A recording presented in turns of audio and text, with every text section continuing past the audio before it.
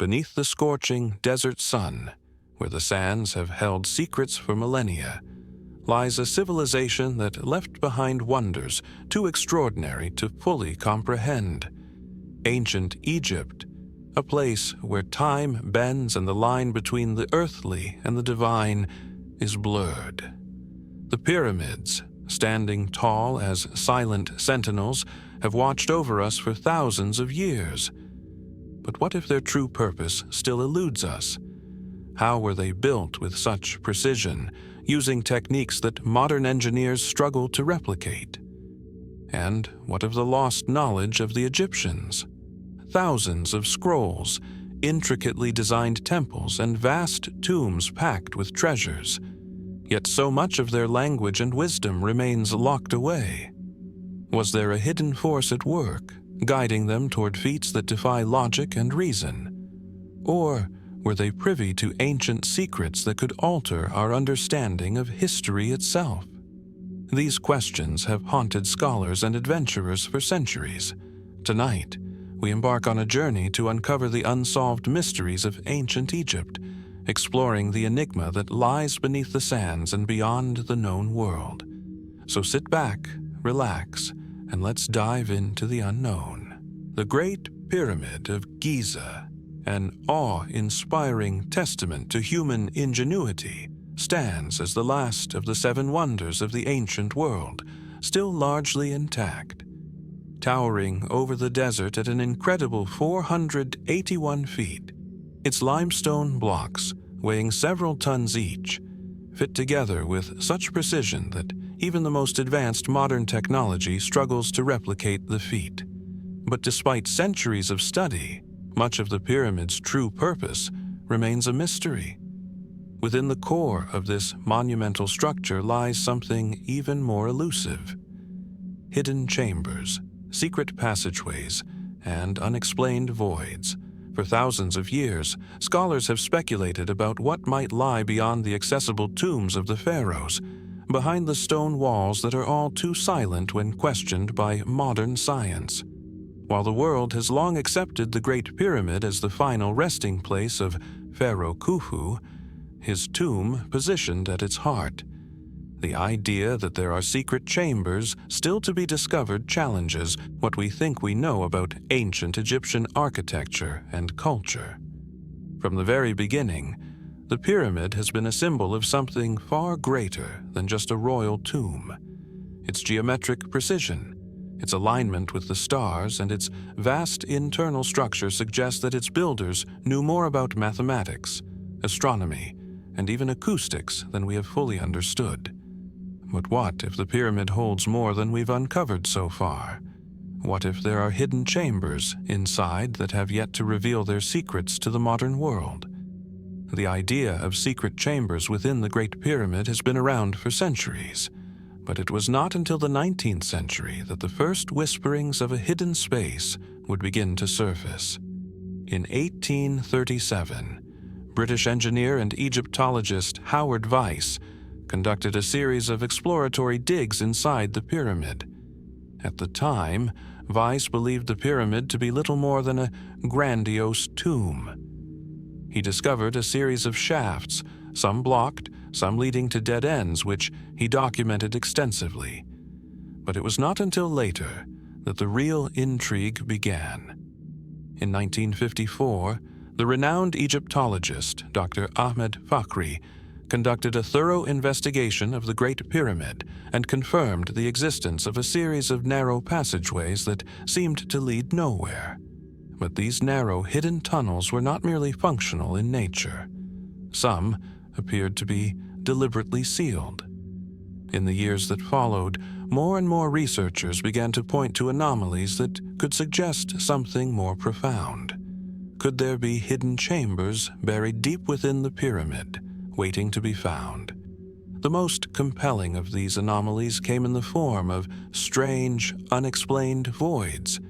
In 2017, a team of international scientists, using a cutting-edge imaging technique known as muon tomography, made an astonishing discovery. A large, previously unknown void located deep within the heart of the Great Pyramid. The void measures about 30 meters in length, roughly the size of a small room. But its purpose, and whether it was intended to be a hidden chamber or simply a structural feature, remains a mystery. Muon tomography, a technique that utilizes cosmic particles to map the interior of structures, had been successfully used on other archaeological sites in the past. But the discovery of a hidden chamber inside the Great Pyramid was an unprecedented breakthrough. What makes this discovery even more remarkable is that the void appears to be positioned in such a way that it doesn't correspond to any known passage or architectural feature inside the pyramid. Its exact function is still unclear, but its existence raises a multitude of possibilities. Could this hidden chamber have been designed to house something far more significant than a mere burial space? Some have speculated that the void could have been a place of ritual, a secretive location for ceremonies that were never meant to be seen by the public eye. Others believe that the chamber may have been an intentional part of the pyramid's construction, serving a symbolic or astronomical function, aligning with certain stars or celestial events, as other parts of the pyramid appear to do. Perhaps it was meant to embody something larger, a connection to the divine, a conduit for the pharaoh's soul to ascend to the heavens. Yet, no direct evidence has surfaced to suggest what the hidden chamber was for, or even if it was meant to be found. What makes this even more perplexing is the discovery of another set of shafts inside the pyramid, the purpose of which also remains enigmatic. These narrow, slanted tunnels stretch from the king's chamber, but they do not appear to lead to any practical exit. Are they symbolic, intended for the pharaoh's spirit to travel through as part of his journey to the afterlife? Or do they conceal something far more earthly, such as treasures or texts lost to time? Some theories suggest that these shafts may even lead to a different kind of chamber, one not of stone, but of something else entirely. The idea that the pyramids may have concealed lost knowledge, technologies, or even artifacts from a far older civilization is a subject that continues to captivate alternative historians and archaeologists. While mainstream academia dismisses these ideas as speculative, the notion that the Great Pyramid is more than just a tomb, perhaps a storehouse of knowledge from a civilization lost to history, has long intrigued many, and yet there is a palpable tension in the debate. The voids and chambers inside the pyramid could simply be a reflection of the architectural decisions of the ancient Egyptians, functional yet mysterious in their design. Or perhaps, as some claim, the pyramid holds a key to a deeper understanding of humanity's past, a piece of the puzzle that would rewrite the narrative of ancient Egypt and its extraordinary people. Could it be that we are standing on the edge of a great revelation, one that could change everything we thought we knew about the ancient world? For now, the truth remains just out of reach. The discovery of hidden chambers, voids, and unexplained passageways inside the Great Pyramid only adds to the mystery. But until more is uncovered, we are left with only the questions. What lies hidden inside the pyramid's ancient walls?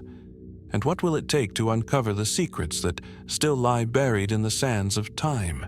As we continue our journey into the enigmatic depths of ancient Egypt, we now turn our attention to another extraordinary mystery, a structure so elusive, so steeped in legend, that it has confounded historians, archaeologists, and explorers for centuries. The lost Labyrinth of Hawara, once described as one of the wonders of the ancient world, remains an enduring puzzle, its secrets still hidden beneath the Egyptian sands. The labyrinth, as it was described by ancient writers, was not just a simple building. It was a vast, sprawling complex, far surpassing the scale of any structure that we know of from the period. Situated near the Fayum Oasis, around 60 miles south of Cairo, the labyrinth was said to be a monumental work of architecture, featuring hundreds of chambers arranged in a maze-like pattern. According to the Greek historian Herodotus, who wrote about it in the 5th century BCE, the labyrinth was far grander than any other man-made structure, with its many rooms and long, twisting passageways. Its size, its design, and its apparent mystery all point to something much more than a mere architectural feat. But what exactly was this labyrinth? The descriptions we have are fragmentary, filled with awe and wonder, but also tinged with a sense of the unknown. According to Herodotus, the labyrinth was built by the pharaoh Amenemhat II of the 12th dynasty during the Middle Kingdom. He claimed that the structure had 12 vast courtyards, each one surrounded by a colonnade of pillars and a labyrinthine series of corridors and chambers. Within its walls were statues of the gods, and its design was said to rival even the Great Pyramids in complexity and grandeur. Yet, despite these grand accounts, no physical evidence of the labyrinth has ever been conclusively found. For centuries, the site was a subject of fascination, with some explorers coming close to unearthing its remains, while others believed that the labyrinth had simply vanished, its ruins swallowed up by time and the shifting sands of the desert. But how could such a magnificent structure, said to be a wonder of the ancient world, have disappeared so completely?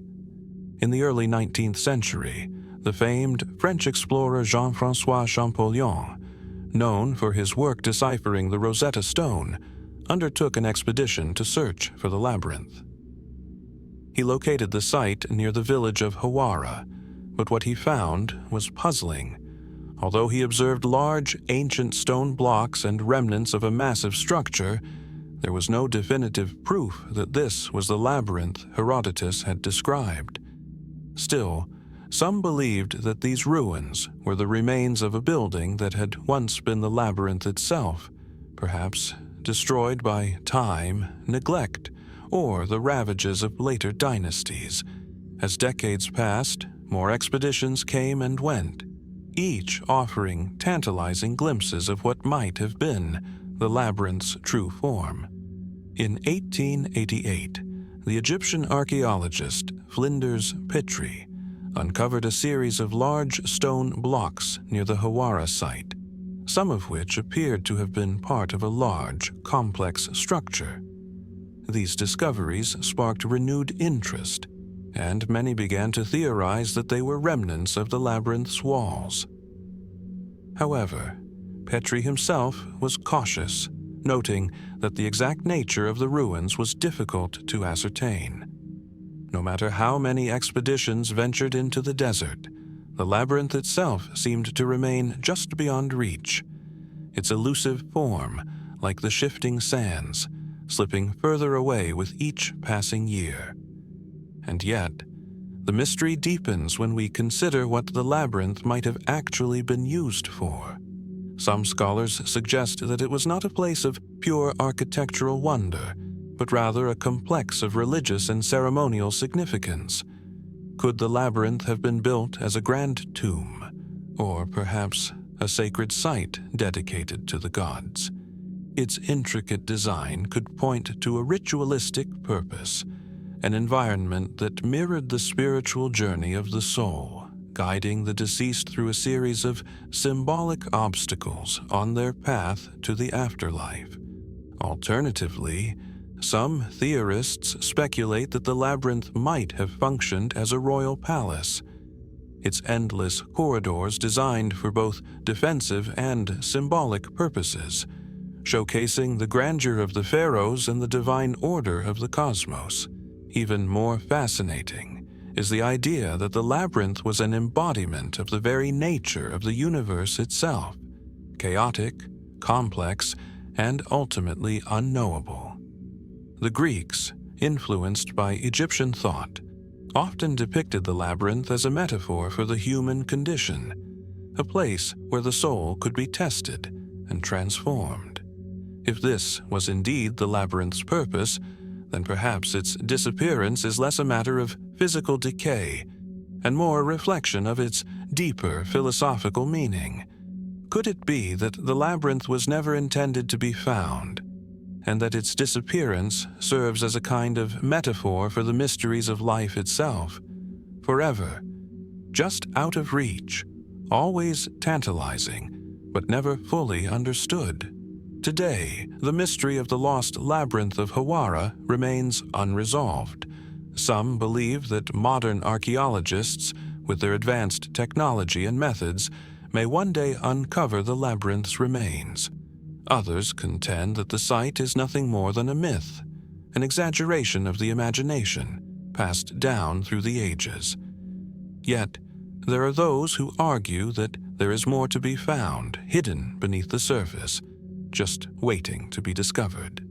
But as of now, the labyrinth remains shrouded in mystery, its location uncertain, and its purpose open to speculation.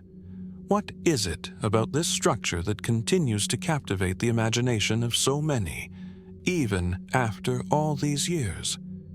Perhaps it is the allure of the unknown, the idea that some mysteries are too vast, too complex, and too ancient to fully comprehend.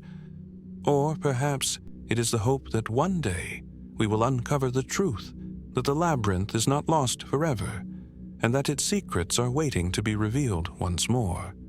What might we find if we could finally unlock the enigma of the lost labyrinth? Could it hold answers to questions that have plagued us for centuries, or will it remain, like so many other wonders of the ancient world, a riddle that will never be solved? Only time will tell.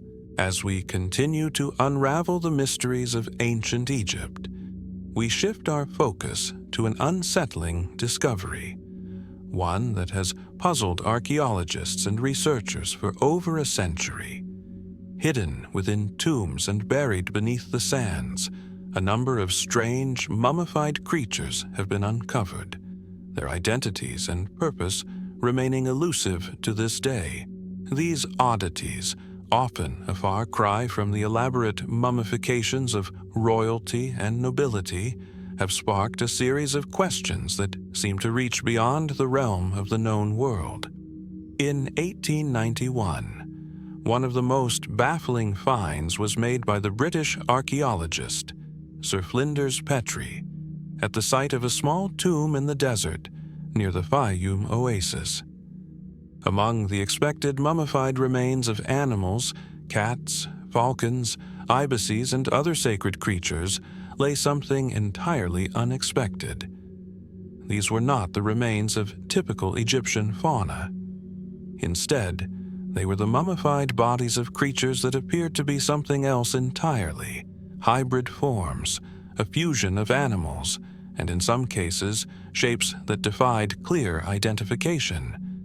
The first of these strange finds was a small, mummified creature that bore the body of a bird but had the features of a reptile. With a beak fused to the body of what looked like a lizard's torso, the creature seemed to be a bizarre, unnatural hybrid. But it wasn't just one. Other mummified beings were unearthed, creatures that appeared to be a mix of various animals, often in ways that made no sense.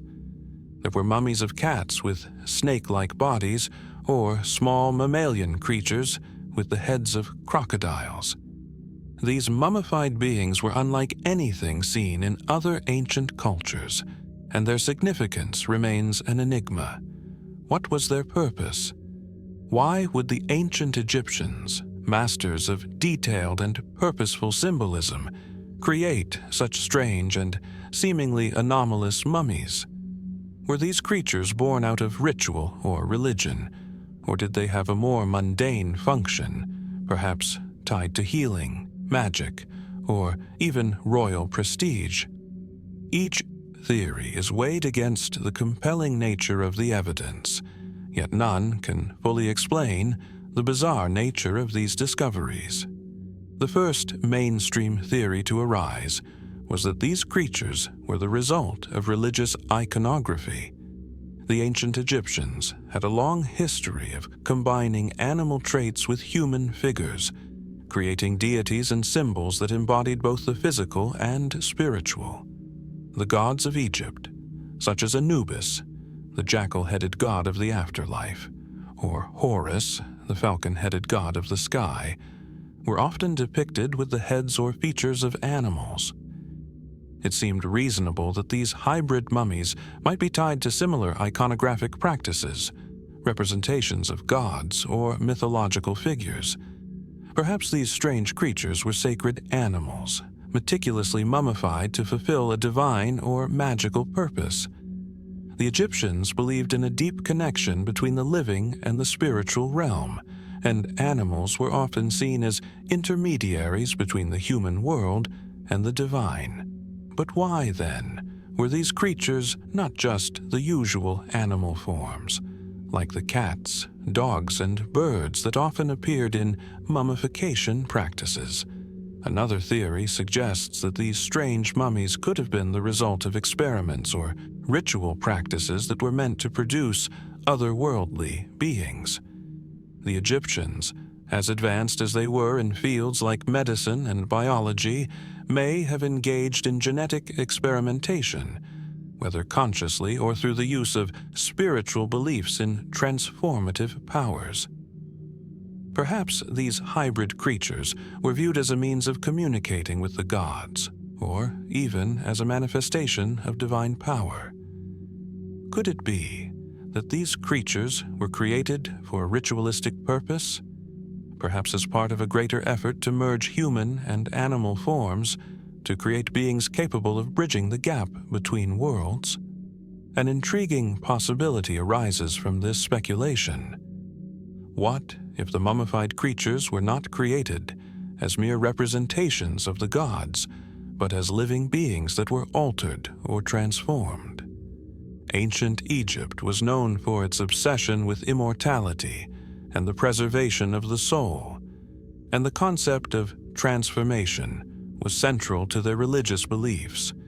Perhaps these creatures, now forever preserved in their strange and unnatural states, were once living entities that underwent some form of alchemical or spiritual transformation.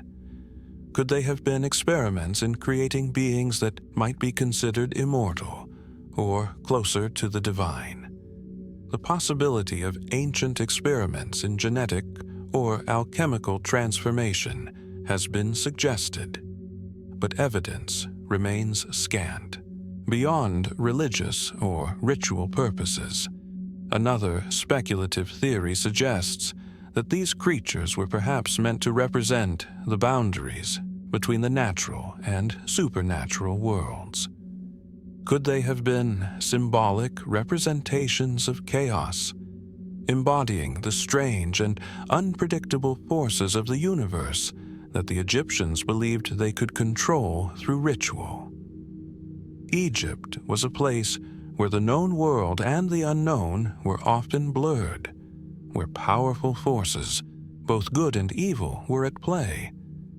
Could these mummies have been representations of that chaos, meant to ward off darker forces, or even to embody them in a controlled form?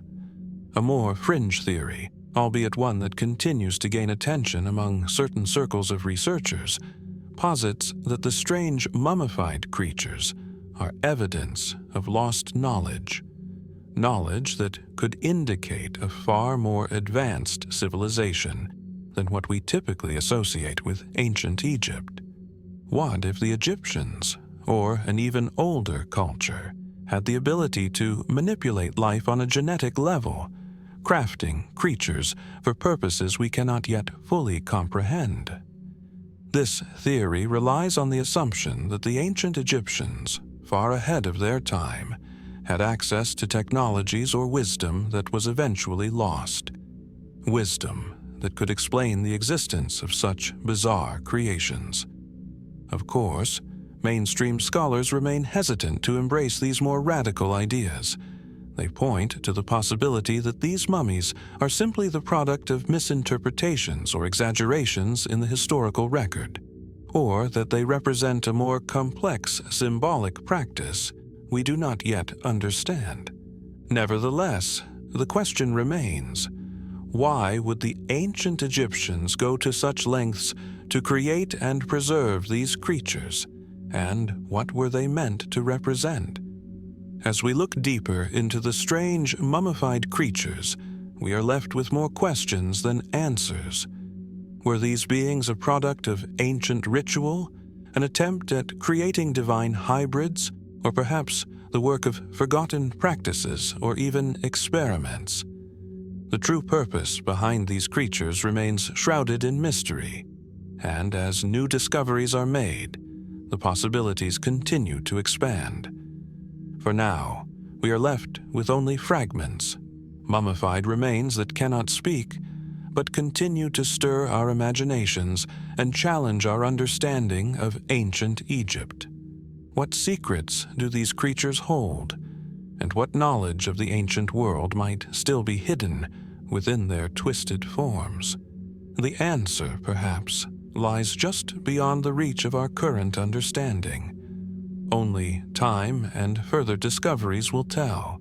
As we continue to explore the mysteries of ancient Egypt, we now turn our attention to one of the most compelling and widely discussed phenomena: the alignment of the Great Pyramids with Orion's belt. The Great Pyramid of Giza, with its imposing form and timeless grandeur, is perhaps the most iconic symbol of ancient Egypt.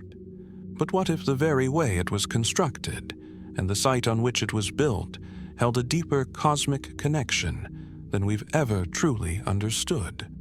The pyramids of Giza, specifically the three that stand in alignment on the Giza Plateau, have long fascinated archaeologists, astronomers, and historians alike.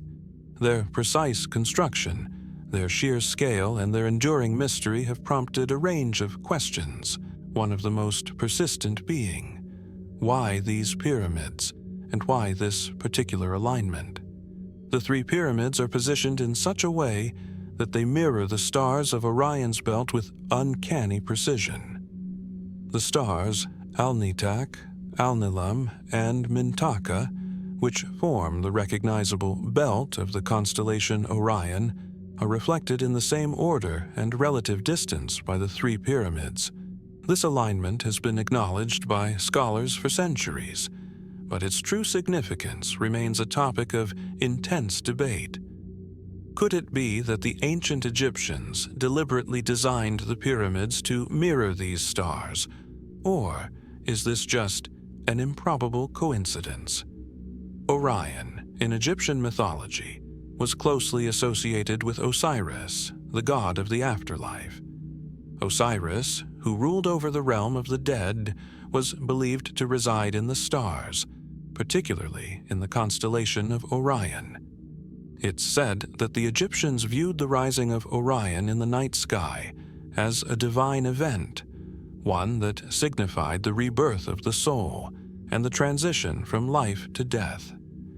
The idea that the pyramids, tombs for Egypt's pharaohs, might be aligned with these stars raises a striking question. Was the positioning of the pyramids intended to help the pharaoh's soul ascend to the stars, to join Osiris in the afterlife? The ancient Egyptians were keenly aware of the heavens. Their priests, scholars, and architects had an advanced understanding of astronomy, which was integral to both their religious beliefs and their architectural achievements. The precise orientation of the pyramids, not just with Orion's belt, but also with other celestial bodies like the North Star, suggests that their builders had a sophisticated knowledge of the cosmos, knowledge that in many ways seems almost beyond their time. For example, the Great Pyramid is aligned with remarkable accuracy to true north, a feat that in ancient times would have been difficult to achieve without the aid of modern instruments. This alignment with the stars, however, suggests that the Egyptians were not just looking to the earth for guidance, but to the sky. They might have believed that by aligning their most sacred structures with the stars, they could facilitate the pharaoh's passage to the afterlife and ensure their eternal place among the gods. But the mystery deepens when we consider the possibility that this alignment was not merely symbolic. What if the location of the pyramids was chosen specifically because of its connection to Orion's belt, rather than as a product of astronomical coincidence? The Great Pyramid, constructed during the reign of Pharaoh Khufu, was designed not only as a tomb, but as a symbol of cosmic order.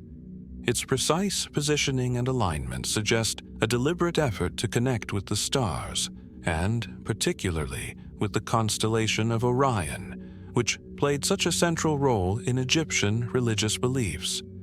Could it be that the ancient Egyptians were attempting to create a direct link between the earthly realm and the divine realm, represented by the stars? The pyramids, then, may not just have been burial sites, but cosmic gateways, places where the pharaoh's soul could transcend the physical world and join the gods in the heavens. This idea is further supported by the fact that other Egyptian structures, such as the temples of Karnak and Luxor, also display alignments with the stars, particularly Orion. The Temple of Amun at Karnak, for example, is aligned with the rising of the star Sirius, another celestial body of great importance in Egyptian religion.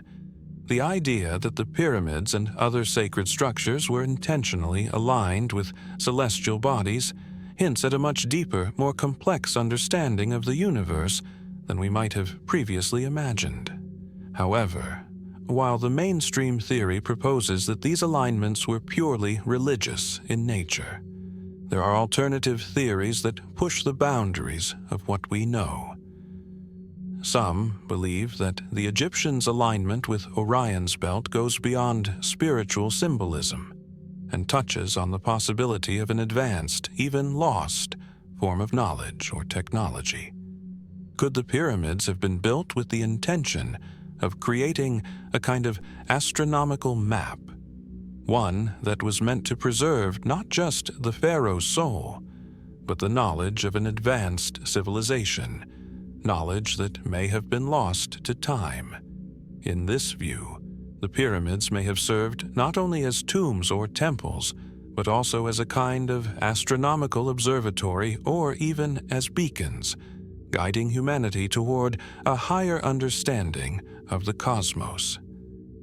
Some fringe theories suggest that the alignment with Orion's belt could point to a much older civilization, one that may have existed long before the Egyptian Empire, whose knowledge of the stars was far more advanced than what we currently attribute to the ancient Egyptians.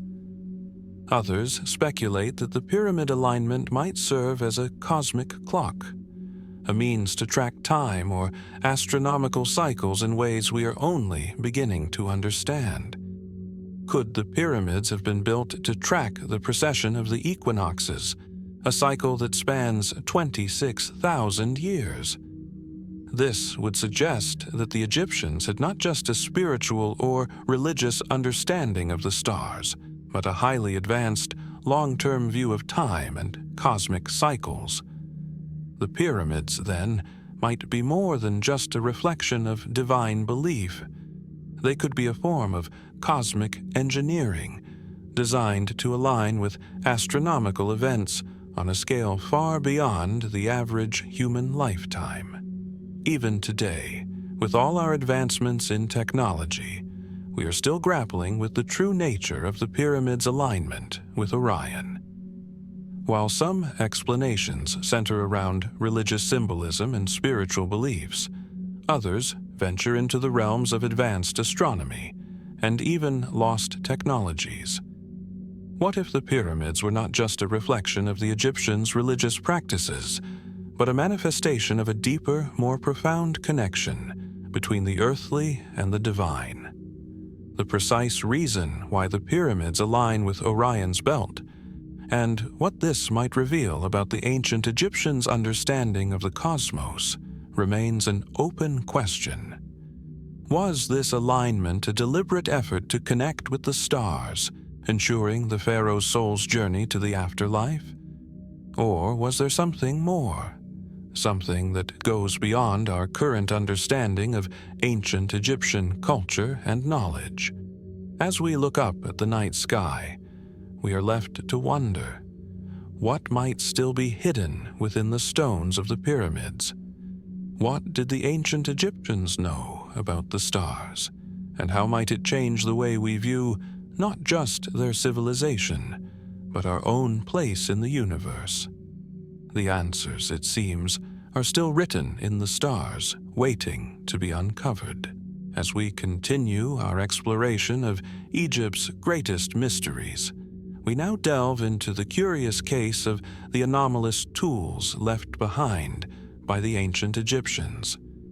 These objects, some of which seem remarkably advanced for their time, have raised many questions among archaeologists, engineers, and historians alike. Were these tools simply the products of their era's ingenuity? Or do they point to a deeper, more unexplained mastery of material and craftsmanship? In the vast desert sands, scattered across excavation sites, strange tools have been found, tools that defy conventional understanding. They are not just ordinary chisels, hammers, or saws used to carve stone or shape metal, but rather objects that seem to suggest a level of precision, technique, and material knowledge far beyond what we would expect from ancient civilization. Take, for instance, the discovery of a highly polished copper drill bit found in a tomb near the Valley of the Kings. Unlike the crude tools typically used for stonework, this drill bit showed signs of extreme wear, as if it had been used to bore into a material far harder than any stone the Egyptians were thought to work with. This particular drill bit was unlike anything found in standard archaeological digs. It was not the type of tool one would expect from the Bronze Age. It was smooth, sleek, and showed no signs of the typical wear that ancient tools of its kind would have undergone. The mystery, however, doesn't end there. When scientists attempted to replicate this drill bit, they found it nearly impossible to recreate such a design and durability with the tools and metals of the time. What were the Egyptians drilling with such precision, and what materials were they working with? Some speculated that these tools were used for sacred or ceremonial purposes, while others suggested they were evidence of lost technological knowledge. The enigma deepens when we consider other tools that have surfaced throughout Egypt's rich history of excavation. In the 19th century, a number of strangely shaped objects were uncovered near the pyramids, often referred to as stoneworking tools. But these tools weren't merely used for construction. They seemed to imply a far more complex understanding of material science. One of the most perplexing examples is the discovery of a peculiar granite block found in a burial chamber in Saqqara. This block, unlike typical stone tools, showed evidence of being worked with incredible precision, as though it had been cut with laser-like accuracy.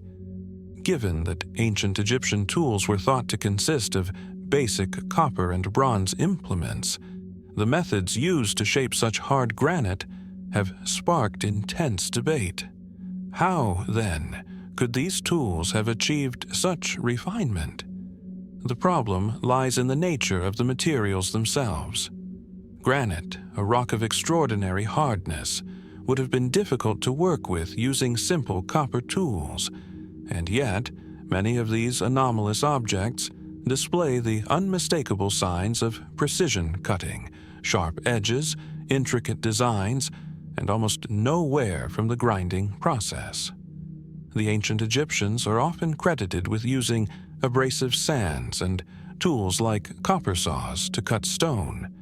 But some of these objects suggest that their methods were far more advanced than we thought. One of the most curious tools discovered was a set of intricate copper saws found near the pyramids. These saws, seemingly simple at first glance, were composed of fine copper teeth, some so small and tightly packed that they resembled modern dental tools more than anything from an ancient era. The puzzling aspect of these saws is that they were found alongside blocks of very hard stone, yet there was no sign of wear on the saw blades. How were they able to cut through such dense material without dulling? And why were such sophisticated tools not found elsewhere in the ancient world? Then, of course, there is the question of the materials themselves. Some of the most anomalous tools are made from materials that the ancient Egyptians were not supposed to have been able to craft. The discovery of a small copper cylinder, found in the tomb of an unknown pharaoh, has baffled researchers. The object, which is less than a foot in length, is made of a copper alloy that is not found in any known Egyptian archaeological sites. The specific mixture of metals found in this cylinder suggests a level of metallurgical sophistication that predates similar alloys found in other ancient cultures by centuries. This raises the question, how did the Egyptians have access to such advanced materials, and where did they acquire the knowledge to work with them? Speculative theories abound as to the true origins of these tools. One common explanation among researchers is that these objects were simply experimental in nature. Tools created for specific, high-profile tasks by skilled artisans whose knowledge has since been lost to time. But this theory raises further questions. Why would a civilization that was capable of creating some of the most magnificent structures in the ancient world, such as the pyramids, not leave a clearer record of their technological prowess? Was the knowledge behind these tools intentionally hidden or simply forgotten over time? Some even suggest that the existence of these anomalous tools points to the possibility of lost or forgotten technologies. Could the Egyptians have had access to technologies, perhaps from a civilization predating theirs, that allowed them to craft tools and materials far beyond the capabilities of their time? This line of thought challenges our conventional understanding of history and suggests that the Egyptians, like other ancient civilizations, may have possessed knowledge or methods that we can barely imagine today. There are even fringe theories that suggest the tools found were not of earthly origin at all. Could these objects be remnants of contact with advanced beings from other parts of the world or even other realms? Some proponents of these theories point to the sheer complexity and precision of the tools, arguing that such objects seem too advanced for the time period in which they were created.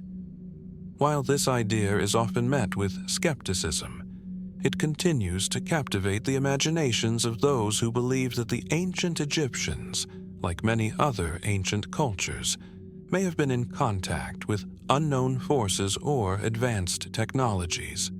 The anomalous tools of ancient Egypt, whether ceremonial, experimental, or the products of forgotten or lost knowledge, remain a tantalizing mystery. Despite centuries of research and excavation, we are still left wondering how these objects were made, why they were created, and whether they hold clues to a deeper hidden history of technological achievement. The precision of these tools, the materials used, and the lack of clear explanations all point to something extraordinary, an achievement that challenges our understanding of what the Egyptians could have known. As we continue to sift through the sands of time, we are left with the same question. What do these tools reveal about the true nature of ancient Egyptian technology? And, more importantly, what might still be hidden waiting to be discovered. The mystery remains unsolved, and as more tools are unearthed, we may one day uncover answers to these long-standing questions, or perhaps even stumble upon tools so advanced that they further blur the lines between the ancient and the unknown. As we continue our journey into the depths of Egypt's most intriguing mysteries, we now focus on one of the most captivating and enduring enigmas in ancient Egyptian history: the disappearance of Queen Nefertiti. A figure of immense beauty, power, and influence, Nefertiti's life and legacy have been a source of fascination for both historians and archaeologists for centuries. Yet, despite her prominence, the story of what happened to her remains shrouded in mystery.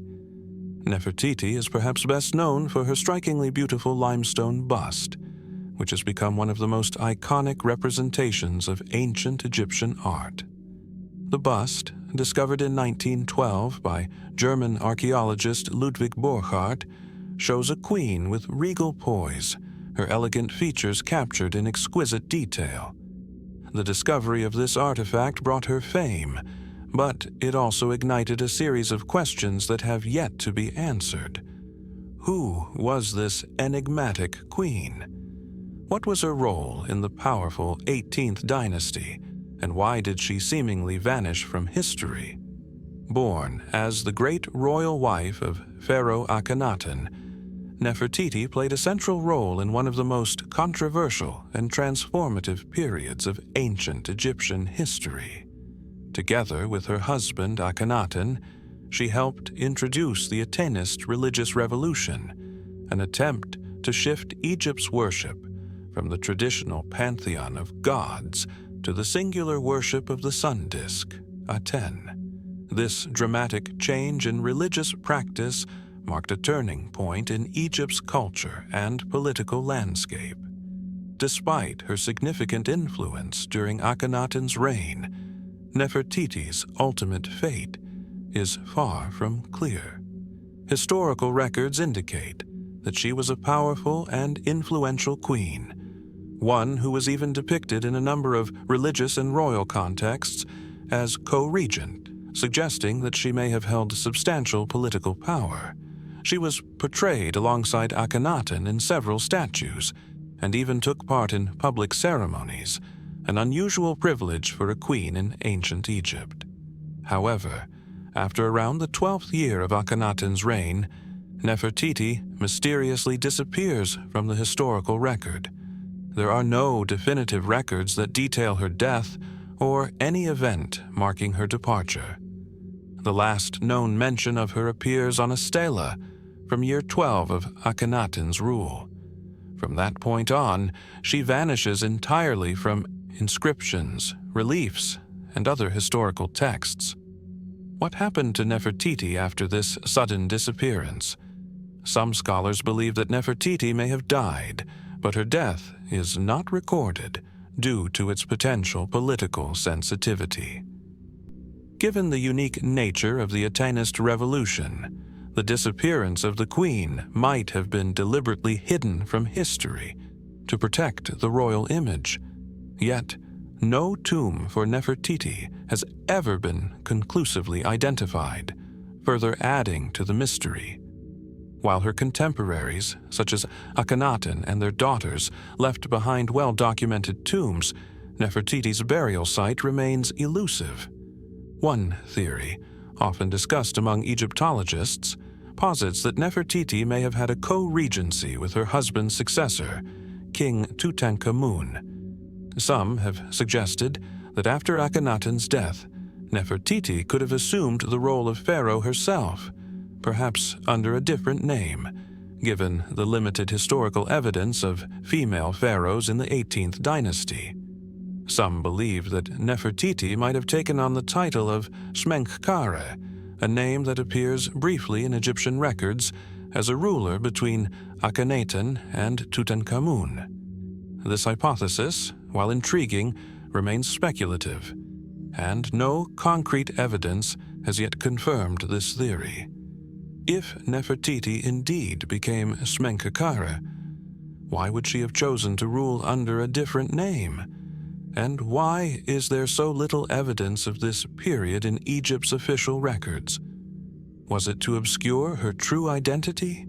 Perhaps due to the religious and political instability of the time? If Nefertiti did rule under a different name, it would explain why her sudden disappearance from the historical record is so complete.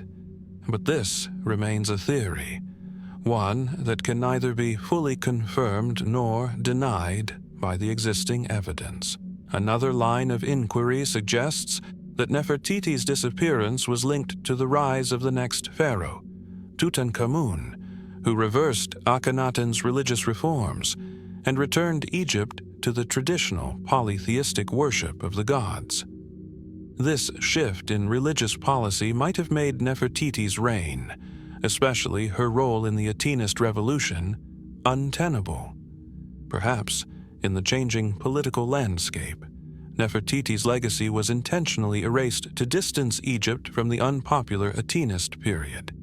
In this view, the erasure was not only political but also symbolic, a way of completely undoing the reforms of Akhenaten and his queen. Then, there is the possibility that Nefertiti's final years were simply lost to time due to the destruction of records and tombs. The period following Akhenaten's death was one of great upheaval, with Egypt's religious practices in flux and the royal court often shifting allegiances. Could it be that Nefertiti's tomb, along with any remaining traces of her life, was destroyed or lost in the chaos that followed the reign of Akhenaten?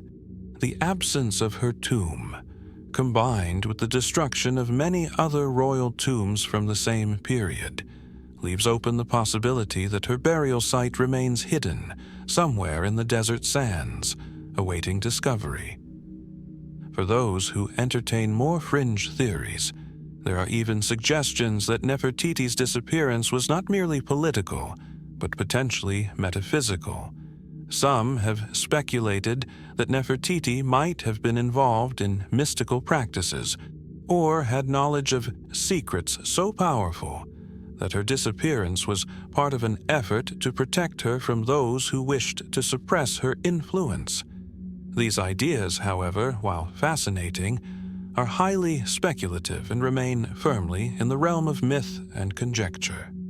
Despite the many theories, there is no definitive answer to the mystery of Nefertiti's disappearance. The absence of conclusive evidence leaves us with only fragments of a life that was, at one point, one of the most powerful in the ancient world.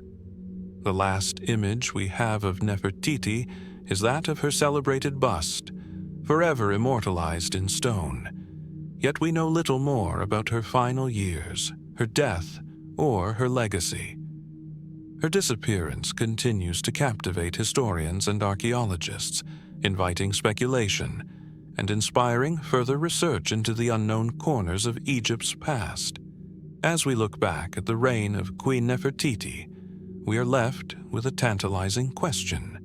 What did the ancient Egyptians truly know about their rulers, and what might still be hidden beneath the sands of time? Could Nefertiti's true story and the truth behind her disappearance be waiting to be uncovered? Only time will tell.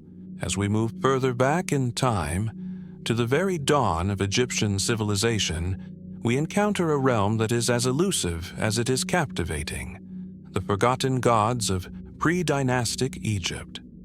Long before the rise of the pharaohs and the grand temples of the New Kingdom, there existed a complex world of deities and spiritual practices that remain shrouded in mystery. Their names are mostly lost to history, their depictions faded, and their roles in early Egyptian society barely hinted at. Yet, the tantalizing traces they left behind suggest a pantheon that was far more varied and intricate than the familiar gods of later dynasties. In the early periods of Egyptian history, before the unification of Upper and Lower Egypt under the first pharaohs, The land was populated by small, independent chiefdoms. Each of these regions had its own set of local deities, gods that were often deeply tied to the natural world and the forces that governed the lives of the people. Some of these deities were represented in stone or clay, often in the form of statues, stelae, or pottery.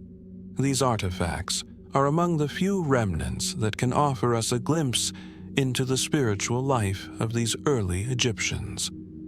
One of the most significant sites for the study of these forgotten gods is Abydos, an ancient city that became one of Egypt's most important religious centers. But in the pre-dynastic period, Abydos was far more than a burial place for kings and nobles. It was a sacred landscape deeply tied to the worship of powerful local deities. In the ruins of Abydos, archaeologists have uncovered numerous early tombs, some belonging to rulers who predate the pharaohs, as well as objects that suggest a highly developed religious tradition.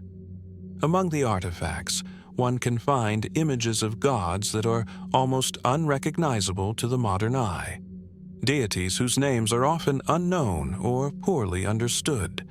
These gods, much like their followers, were absorbed into the larger Egyptian pantheon as the state took shape, and their identities became blurred or erased. One of the most intriguing examples of this spiritual landscape is the figure of the Scorpion King, a semi-mythical ruler of the early dynastic period who is often depicted alongside the gods of his time. His name, scrawled in early hieroglyphs, links him to deities that have largely disappeared from the historical record. Yet, the imagery associated with him suggests a complex belief system that predates the era of the Great Pyramids and the gods like Osiris, Isis, and Horus that would later dominate the Egyptian pantheon.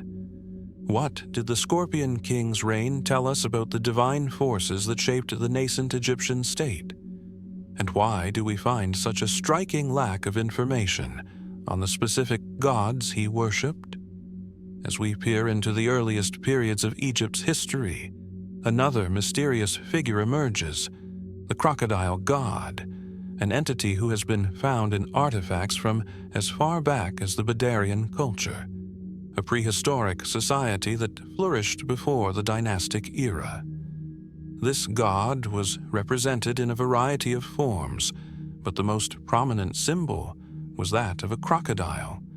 In later Egyptian mythology, the crocodile was associated with the underworld and chaos, and the god Sobek was often portrayed as a crocodile, or a man with a crocodile head.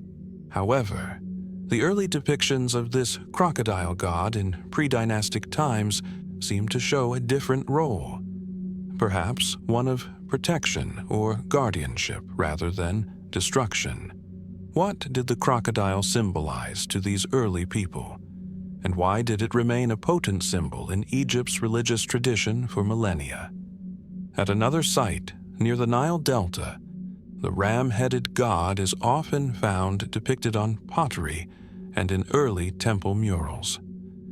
This deity, with a face like a ram, is one of the more elusive figures from pre-dynastic Egypt. In later periods, ram-headed gods such as Amun would come to play major roles in Egyptian religion, but this earlier incarnation is more enigmatic. Was this god an ancestor of Amun? Or was he part of a much older tradition that connected Egypt's spiritual world with the natural rhythms of the land, such as fertility, agriculture, and the seasonal flooding of the Nile? What connection did the ram-headed god have to the local populations of the Delta?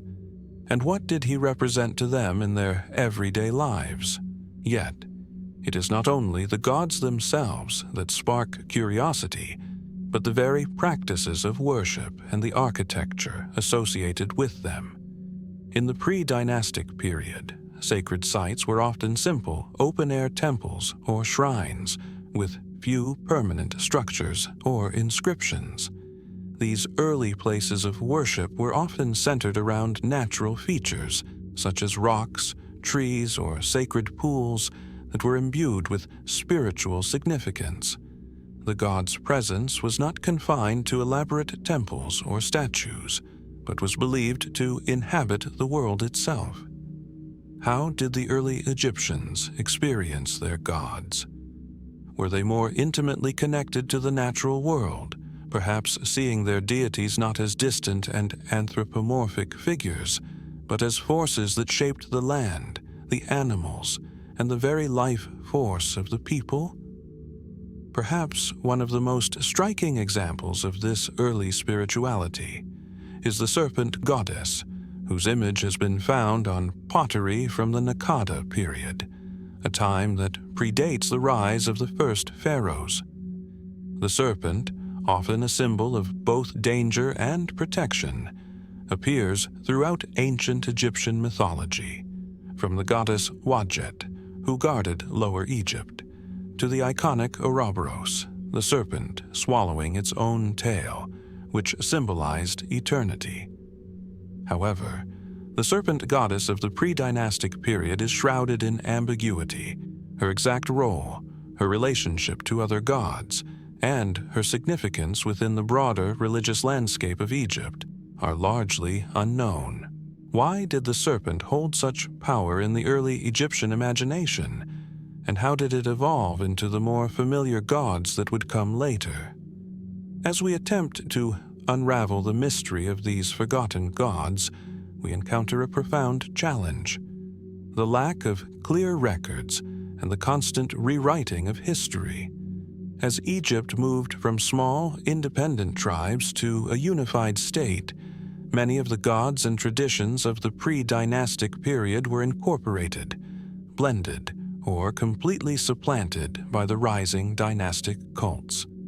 The pharaohs sought to unify the land not only through military might but through religious integration. In doing so, they often redefined or erased the gods of the past, subsuming them into the greater narrative of the state.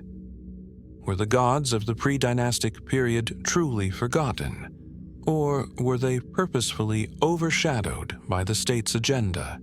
The forgotten gods of pre-dynastic Egypt raise more questions than they answer. What did these ancient deities tell us about the early Egyptians' relationship with the divine? Were these gods entirely separate from the later gods of the dynastic period, or were they simply an earlier manifestation of the same forces that would come to dominate Egyptian spirituality? How much of Egypt's rich religious tradition is actually a product of the creative blending of old and new beliefs? As we look deeper into the shadows of Egypt's early history, we are left to ponder. What lies hidden beneath the sands of time in the forgotten gods of pre-dynastic Egypt? Could they hold the key to understanding the very origins of Egypt's spiritual journey? The answers, it seems, are just beyond our reach, waiting to be uncovered. If only we can decipher the ancient symbols that still remain. As we turn our attention to another of Egypt's greatest mysteries, we find ourselves staring at the very symbols that have come to represent one of the most enduring civilizations in human history. The hieroglyphs, those intricate, graceful carvings that adorned the walls of temples, tombs, and monuments, remain one of the most enigmatic aspects of ancient Egypt. These symbols, often seen as nothing more than ornamental or decorative, are actually the key to understanding the ancient Egyptians' worldview, their society, and their connection to the divine. Yet, despite their ubiquity and importance, the origin of these hieroglyphs remains shrouded in mystery. The hieroglyphs are iconic. They evoke images of grand stone monuments and the majestic pyramids, but the question that lingers is, where did these symbols come from? How did a simple pictorial language evolve into one of the most sophisticated systems of writing the world has ever known? The first traces of hieroglyphic writing appear during Egypt's early dynastic period, around 3100 BCE. It is here that we encounter some of the earliest examples of hieroglyphic script carved on artifacts such as the famous Narmer palette, a ceremonial stone slab that commemorates the unification of Upper and Lower Egypt under the first pharaoh, Narmer. The symbols on this palette, though rudimentary by later standards, hint at a complex system of representation. What is striking about these early inscriptions is that they were already a highly organized script, each symbol corresponding to a sound, a concept, or a thing. This makes it clear that by the time Egypt's first pharaohs ascended the throne, the foundation for a sophisticated writing system was already in place. But how did this system come to be? The answer remains elusive. Historians and archaeologists agree that hieroglyphs were likely developed over time, drawing from older forms of symbolic communication. Many believe the origins of hieroglyphs can be traced to the early pre-dynastic period, long before Egypt's unification. In fact, the roots of hieroglyphic writing may lie in the ancient Egyptians' use of pictographs and symbols to represent objects and concepts. Evidence suggests that pre-dynastic Egyptians used simple drawings carved onto pottery, rock, and other materials as a way to convey meaning. These images might have been crude, but they were stepping stones to something more elaborate. One theory proposes that hieroglyphs evolved directly from these early pictographs. Over time, these rudimentary images were stylized and refined, eventually becoming the intricate system of symbols we associate with hieroglyphic writing today. The transition from a purely pictorial system to one that included phonetic symbols, characters representing sounds, was a monumental shift. It suggested a profound leap in cognitive and linguistic development. Was this a gradual evolution? Or did the Egyptians suddenly create this complex system almost overnight? To understand the origins of hieroglyphs, we must also consider the role of religion and divine inspiration. For the ancient Egyptians, writing was not just a practical tool for recording transactions or writing letters. It was a sacred act. Writing was intimately tied to the gods, particularly Thoth, the god of wisdom, writing, and knowledge. According to Egyptian mythology, Thoth was said to have invented writing and to have given it to humanity as a gift from the gods. Was it the divine influence of Thoth that helped shape the Egyptian writing system, or did the Egyptians see their writing as a direct reflection of the divine world? Was the creation of hieroglyphs an act of divine inspiration, or the result of more practical human ingenuity? The connection between writing and the divine becomes even more pronounced when we look at the use of hieroglyphs in Egypt's monumental architecture. From the grand temples of Karnak to the tombs of the Valley of the Kings, hieroglyphs were used to convey not only historical events, but also religious texts and prayers.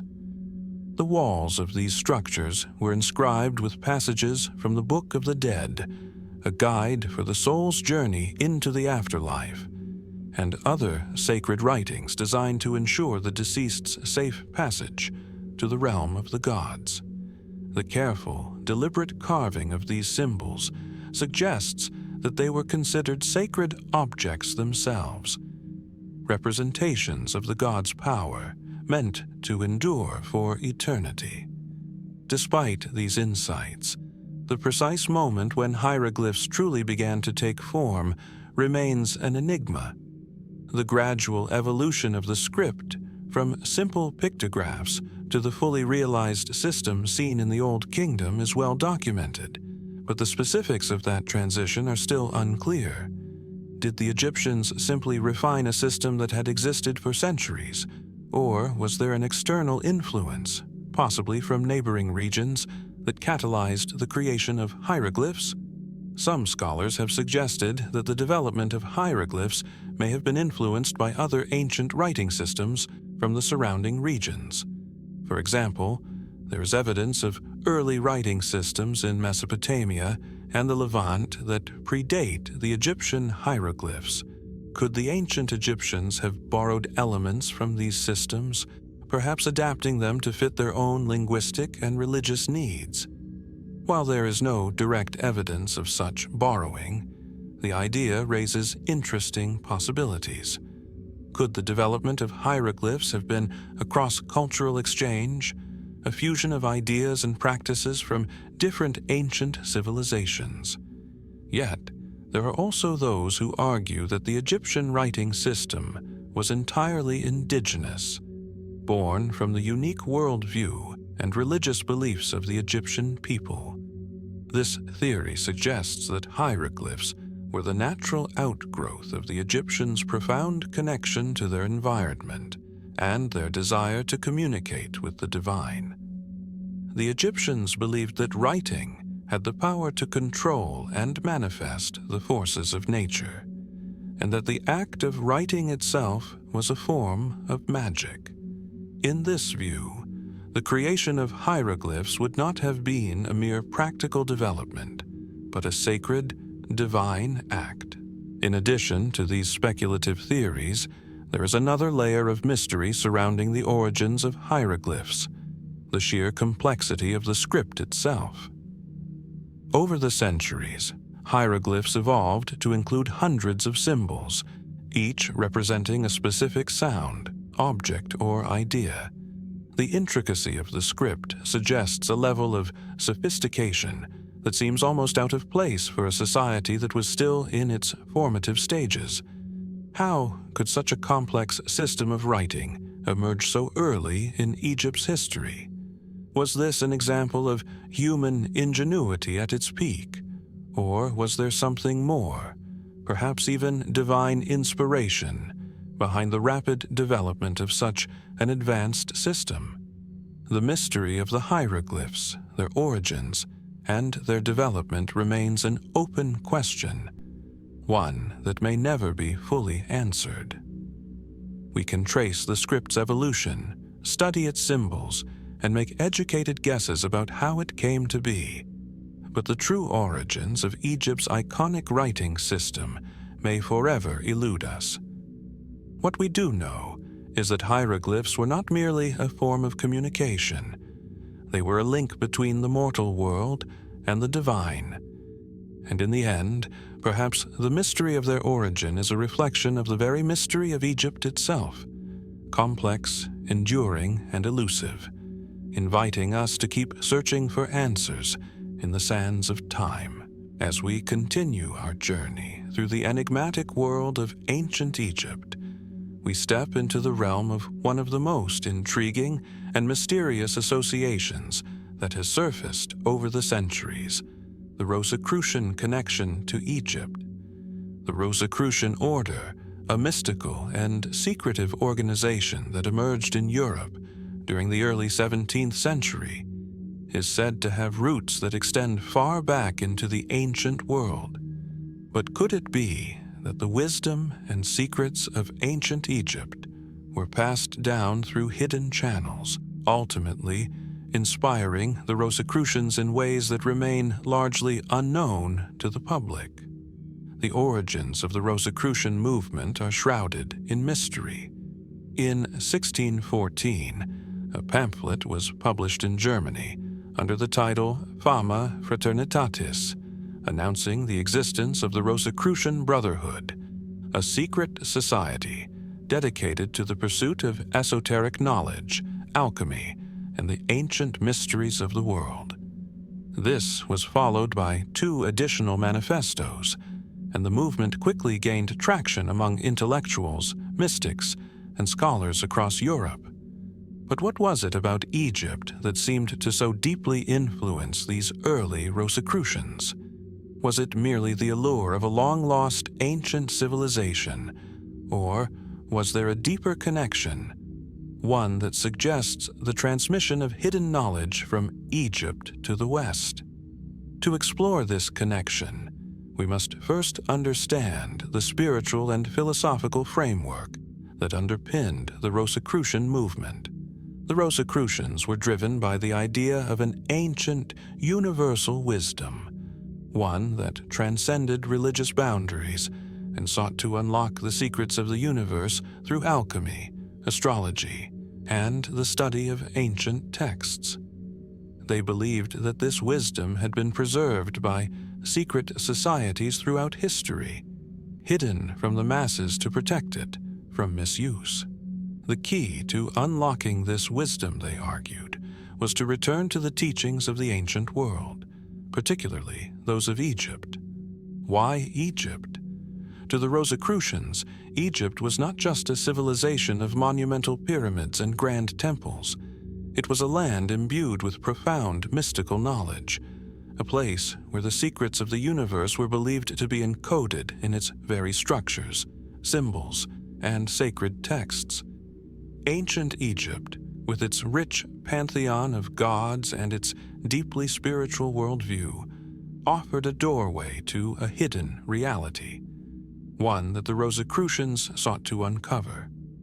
One of the most compelling links between the Rosicrucians and Egypt is the symbolism of the rose and the cross, a central motif in the Rosicrucian tradition. This symbol, often depicted as a cross with a rose at its center, is said to represent the union of opposites, the spiritual and the material, the masculine and the feminine, life and death.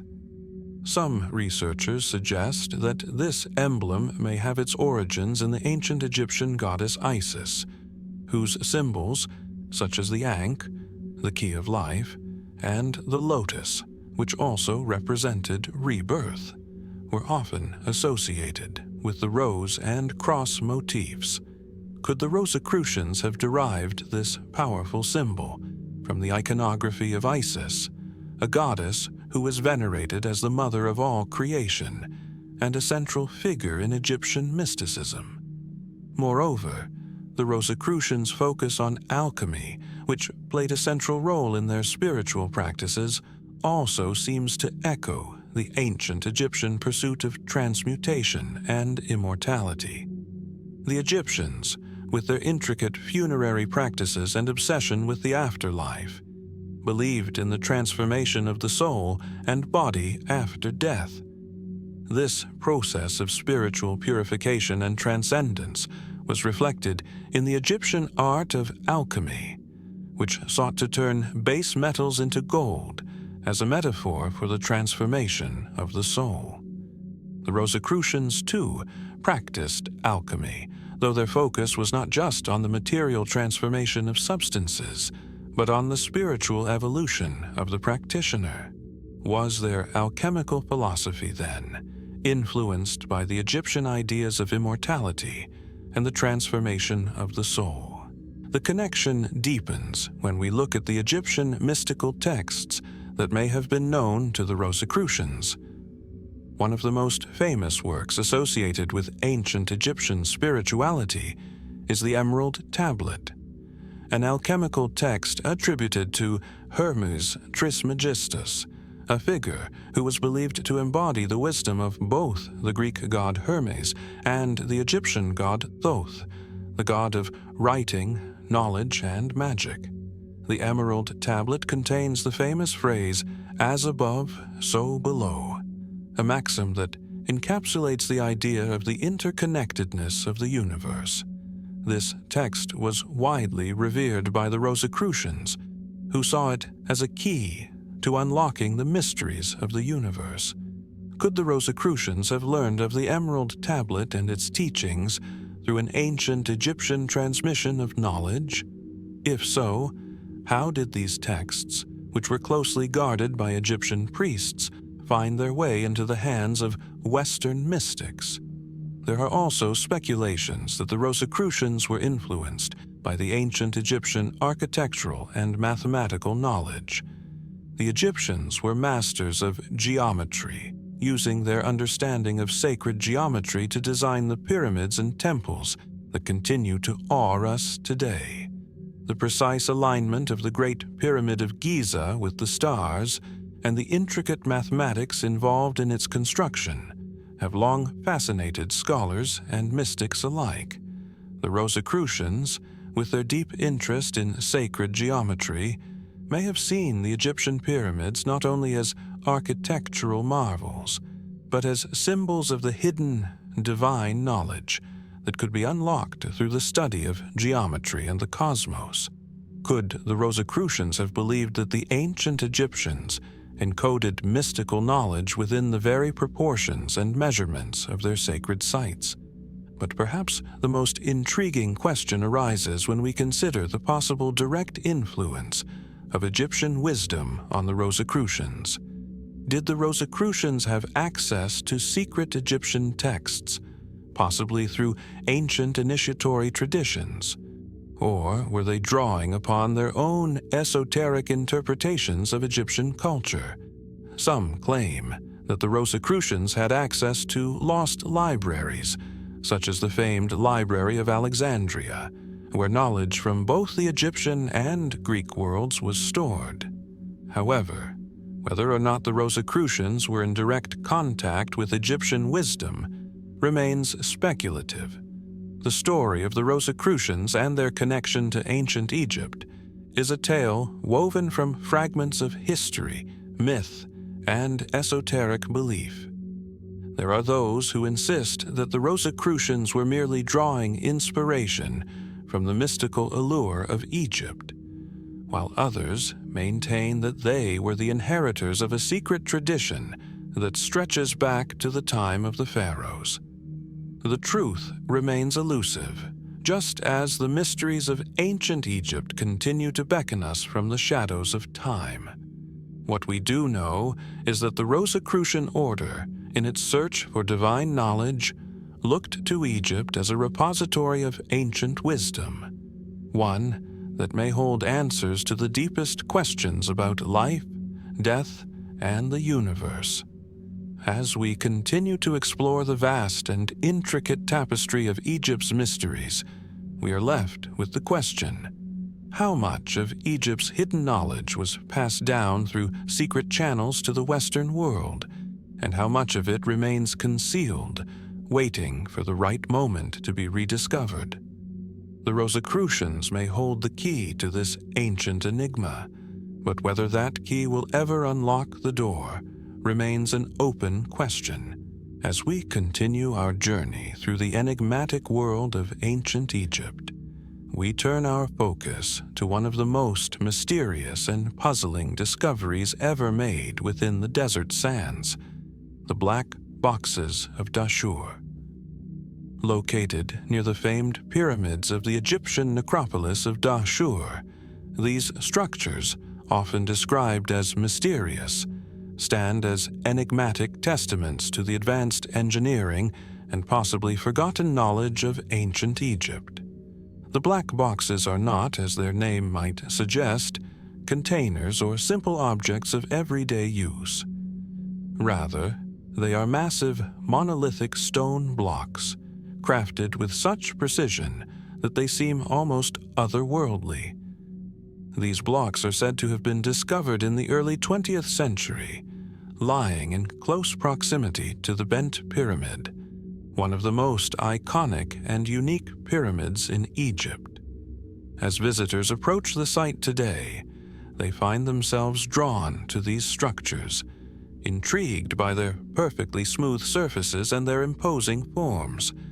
They appear as if deliberately left behind, waiting to reveal something, their secrets guarded by the ancient earth that surrounds them. The mystery begins with their shape, perfectly rectangular and strangely uniform. These black stone blocks appear to have been meticulously shaped, but without any clear indication of how they were carved or what purpose they served. Unlike the rough-hewn stones typically found at other pyramid sites, these blocks exhibit a level of craftsmanship that speaks of an almost modern sophistication. Yet there are no inscriptions or carvings on their surfaces, leaving their origins and purpose open to interpretation. Mainstream archaeologists suggest that these blocks were likely remnants of a construction project or ritual, possibly related to the nearby Bent Pyramid, which was constructed during the reign of Pharaoh Sneferu, an early ruler of Egypt's Old Kingdom. The pyramid itself, remarkable for its unusual angle and shape, has long puzzled scholars, and some believe that the black boxes could have been part of the pyramid's original complex or temple grounds. Perhaps they served as foundational stones, or maybe they were involved in some form of religious or ceremonial function lost to time. However, the sheer precision of these stone blocks raises several unsettling questions. How could a civilization so ancient, with limited tools and technology, craft stones so exact and perfectly aligned? Could the Egyptians have possessed knowledge that has since been forgotten? A kind of engineering expertise that allowed them to create perfectly smooth, angular stones, capable of withstanding the test of millennia. And if so, why did these blocks remain hidden and unexplained for so long? Theories about the black boxes stretch into the realm of the speculative, as some have suggested that they could be more than mere construction leftovers. Some have even pointed to them as evidence of an ancient technology far beyond what we currently understand. Some researchers, drawn to the almost eerie perfection of the blocks, have posited that they may have once been part of an energy-producing device, possibly harnessing forces we do not yet comprehend, or even storing something powerful within. Could the black boxes have been some form of energy storage or device, possibly even a form of power generation that is beyond the scope of our current knowledge? For some, the black boxes are not just the remnants of ancient technology, but symbols of a much larger, even cosmic mystery. They are often associated with the idea of lost knowledge, that the ancient Egyptians may have understood forces of the universe that we have long since forgotten. This notion is particularly compelling when one considers the precision with which these stones were created. Did they possess a scientific or metaphysical understanding that has been deliberately obscured over time, whether through natural disaster or deliberate destruction of records? The fact that these blocks have survived intact without explanation only deepens the mystery. In recent years, a more fringe theory has emerged, which ties the black boxes of Dahshur to other enigmatic objects scattered across Egypt and beyond. Could these blocks be part of an ancient global network of similar structures, perhaps placed in key locations around the world, all linked by the same mysterious energy or purpose? Some have speculated that such blocks could have been deliberately constructed as part of a lost global civilization, which predated the pharaohs and was capable of harnessing energy from the earth in ways that we have yet to fully understand. For instance, one theory suggests that the blocks might have been used in conjunction with the pyramids to amplify or concentrate energy, a theory that posits the pyramids were not just tombs, but possibly sites of energy generation or cosmic alignment. According to this view, the black boxes could have been integral to a system of power that spanned not only Egypt but other ancient civilizations. While there is no direct evidence to support this, the theory reflects a growing interest in the idea that ancient cultures possessed knowledge of energy fields and their potential for harnessing power, which may have been lost or forgotten after the collapse of their civilizations. Yet, even among scholars, there are still questions that remain unanswered about the function and origins of the black boxes. Could they be part of an ancient ritual, perhaps created to symbolize the relationship between the living and the divine? Were they perhaps meant to stand as markers of sacred space? Or were they used in some other ceremonial context we cannot yet imagine? Given the mystery that surrounds their true purpose, it's difficult to dismiss any of these possibilities outright. The black boxes of Dahshur serve as a profound reminder that not all mysteries of ancient Egypt have been solved. They stand there, silent and unyielding, casting their shadow over our understanding of the past. Their smooth, dark surfaces and massive forms suggest a sophistication of knowledge and craftsmanship that we have yet to fully comprehend. As we peer into the ancient sands of Dahshur, we are left to ponder the questions that these black boxes continue to provoke. Were they simple construction debris left behind from a long-forgotten pyramid complex, or do they represent a more profound secret? One that reaches back to an ancient knowledge of the earth, the cosmos, and the very forces that govern our existence. The answers may still lie buried in the sand, waiting for someone to unlock their long-held mysteries. So, as we step away from the black boxes, we are reminded that the story of ancient Egypt is far from finished. There are still countless secrets hidden beneath the surface, waiting to be revealed, if only we can find the key to unlock them. As the sun sets over the Giza Plateau, the three pyramids cast long shadows that stretch across the desert, their ancient forms standing resolute against the passage of time. The Great Pyramid of Khufu, also known as Cheops, looms tallest among them, its massive stone blocks rising in perfect alignment. For millennia, these structures have captivated the imagination of all who have stood before them, yet their true purpose remains one of the most enduring mysteries of ancient Egypt.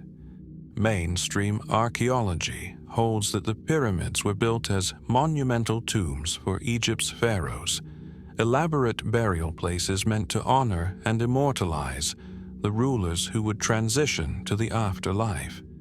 The ancient Egyptians, it is said, believed that the pharaohs were divine beings, and their tombs were designed to help them in their journey to the afterlife. The pyramid shape itself was likely symbolic, reflecting the concept of the pharaoh's soul ascending to the heavens and joining the gods. But even as this explanation holds sway in modern scholarship, the more we study the pyramids, the more we are forced to ask, could their purpose have been something far more profound? What if the pyramids were not simply tombs, but something far more complex? An intersection of architecture, astronomy, mathematics, and perhaps even energies we have yet to fully understand. Consider the precision with which the pyramids were constructed. The Great Pyramid, for instance, was originally covered in smooth, white Tura limestone, which would have made it gleam in the sun. Each of its sides is nearly perfectly aligned with the four cardinal directions: north, south, east, and west. An alignment so precise that even modern technology can scarcely replicate it.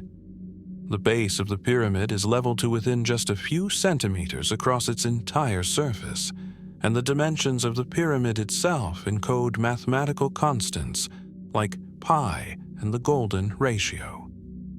This attention to detail, on a scale that dwarfs even the most ambitious architectural feats of today, suggests that the builders had access to knowledge and techniques that are still not fully understood. Could these feats of engineering be more than just the product of skilled labor and simple tools? Could the pyramids have been designed with a specific purpose beyond the burial of kings, perhaps to harness or focus energy, or to create a cosmic alignment that connected the earth to the heavens? One theory posits that the pyramids were constructed as energy conductors, using the precise geometry of their form to channel and amplify natural forces. Some have pointed to the pyramids' alignment with certain star systems, particularly the constellation of Orion, which has long been associated with Osiris, the Egyptian god of the afterlife. The stars of Orion's belt in particular have a direct correlation with the placement of the three pyramids on the Giza plateau. Was this alignment intentional, designed to create a celestial connection between the pharaohs and the gods? Could the pyramid itself have served as a tool, transmitting divine energy from the stars to the earthbound ruler? This theory, while speculative, suggests that the pyramids were not just monumental tombs, but complex devices, engineered with a sophisticated understanding of astronomy, geometry, and energy fields. Some have even suggested that the pyramids were intended to be functional machines, giant power generators, or even a means to communicate with otherworldly forces. The precise shape and proportions of the Great Pyramid, for example, mirror the shape of a modern-day pyramid antenna, which is used to transmit energy across vast distances. Could the ancient Egyptians have designed the pyramid to harness and focus the natural energies of the earth, or even to interact with forces beyond our current understanding?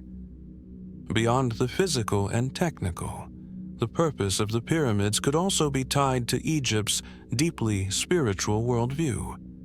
The ancient Egyptians believed in the concept of Ma'at, the divine order of the universe, which encompassed not just physical law, but also the spiritual and moral fabric of existence. In this context, the pyramids may have been designed not just to serve the needs of the pharaoh's body, but to uphold the cosmic balance itself. Perhaps the pyramids were seen as stabilizing structures, both spiritually and physically, acting as gateways between the human and divine worlds. The question of the pyramid's true purpose is made even more puzzling when we consider the ongoing mystery of their construction. It is widely accepted that the Great Pyramid was built during the 4th dynasty of Egypt, around 4,500 years ago. But the sheer scale and complexity of the pyramid's construction challenges conventional explanations. Traditional theories suggest that thousands of laborers used simple tools, copper chisels, ramps, and ropes, to cut and move the massive stones. Yet no definitive records exist that explain exactly how such a colossal undertaking was achieved. The process remains one of the most debated and contentious topics in archaeology. Some fringe theories have emerged over the years, suggesting that the pyramids may have been constructed with the help of lost technologies, possibly involving some form of anti-gravity or advanced machinery that has long since disappeared from the historical record. These ideas, while not widely accepted in the academic community, reflect the profound mystery surrounding the construction process. How could a civilization that lacked the technology we have today manage to create such monumental structures without leaving behind any clear explanation for their methods? And then there is the enigma of the pyramid's symbolic meaning. While the mainstream view sees the pyramids as tombs for the pharaohs, other interpretations abound. Some believe that the pyramids were designed to represent the primeval mound of creation, a concept that was central to ancient Egyptian cosmology. This mound, which emerged from the watery chaos of the primeval sea, was believed to be the place where the gods began their work of creation. Could the pyramids have been symbolic representations of this sacred mound, a physical manifestation of the cosmos itself? As we delve deeper into the mystery of the pyramids, the questions only seem to multiply. Were they merely tombs for the pharaohs, or did they serve a more profound, even cosmic purpose? Were the ancient Egyptians using the pyramids to unlock hidden energies, or were they aligning the earth with the stars to establish a connection with the gods? And what of the methods of construction? Were the ancient builders simply incredibly skilled? Or was there something more at play? Something that modern science has yet to uncover? The truth, perhaps, is that the true purpose of the pyramids remains one of the greatest unsolved mysteries of ancient Egypt. As we look at these awe-inspiring structures today, we are left to wonder what secrets lie hidden within their stone walls, and what ancient knowledge might still be waiting to be uncovered as we continue to search for the answers that have eluded us for thousands of years. As we continue to unravel the mysteries of ancient Egypt, we now find ourselves drawn to one of the most elusive and enigmatic texts ever to surface from the sands of time, the Book of Thoth. Long thought to be a mere legend, this sacred manuscript is said to hold the knowledge of the gods themselves, and its very existence has fascinated scholars, mystics, and adventurers for centuries. The Book of Thoth is often described as an ancient Egyptian text, containing secrets so powerful and so profound that its very words were said to have the ability to shape the fabric of reality itself.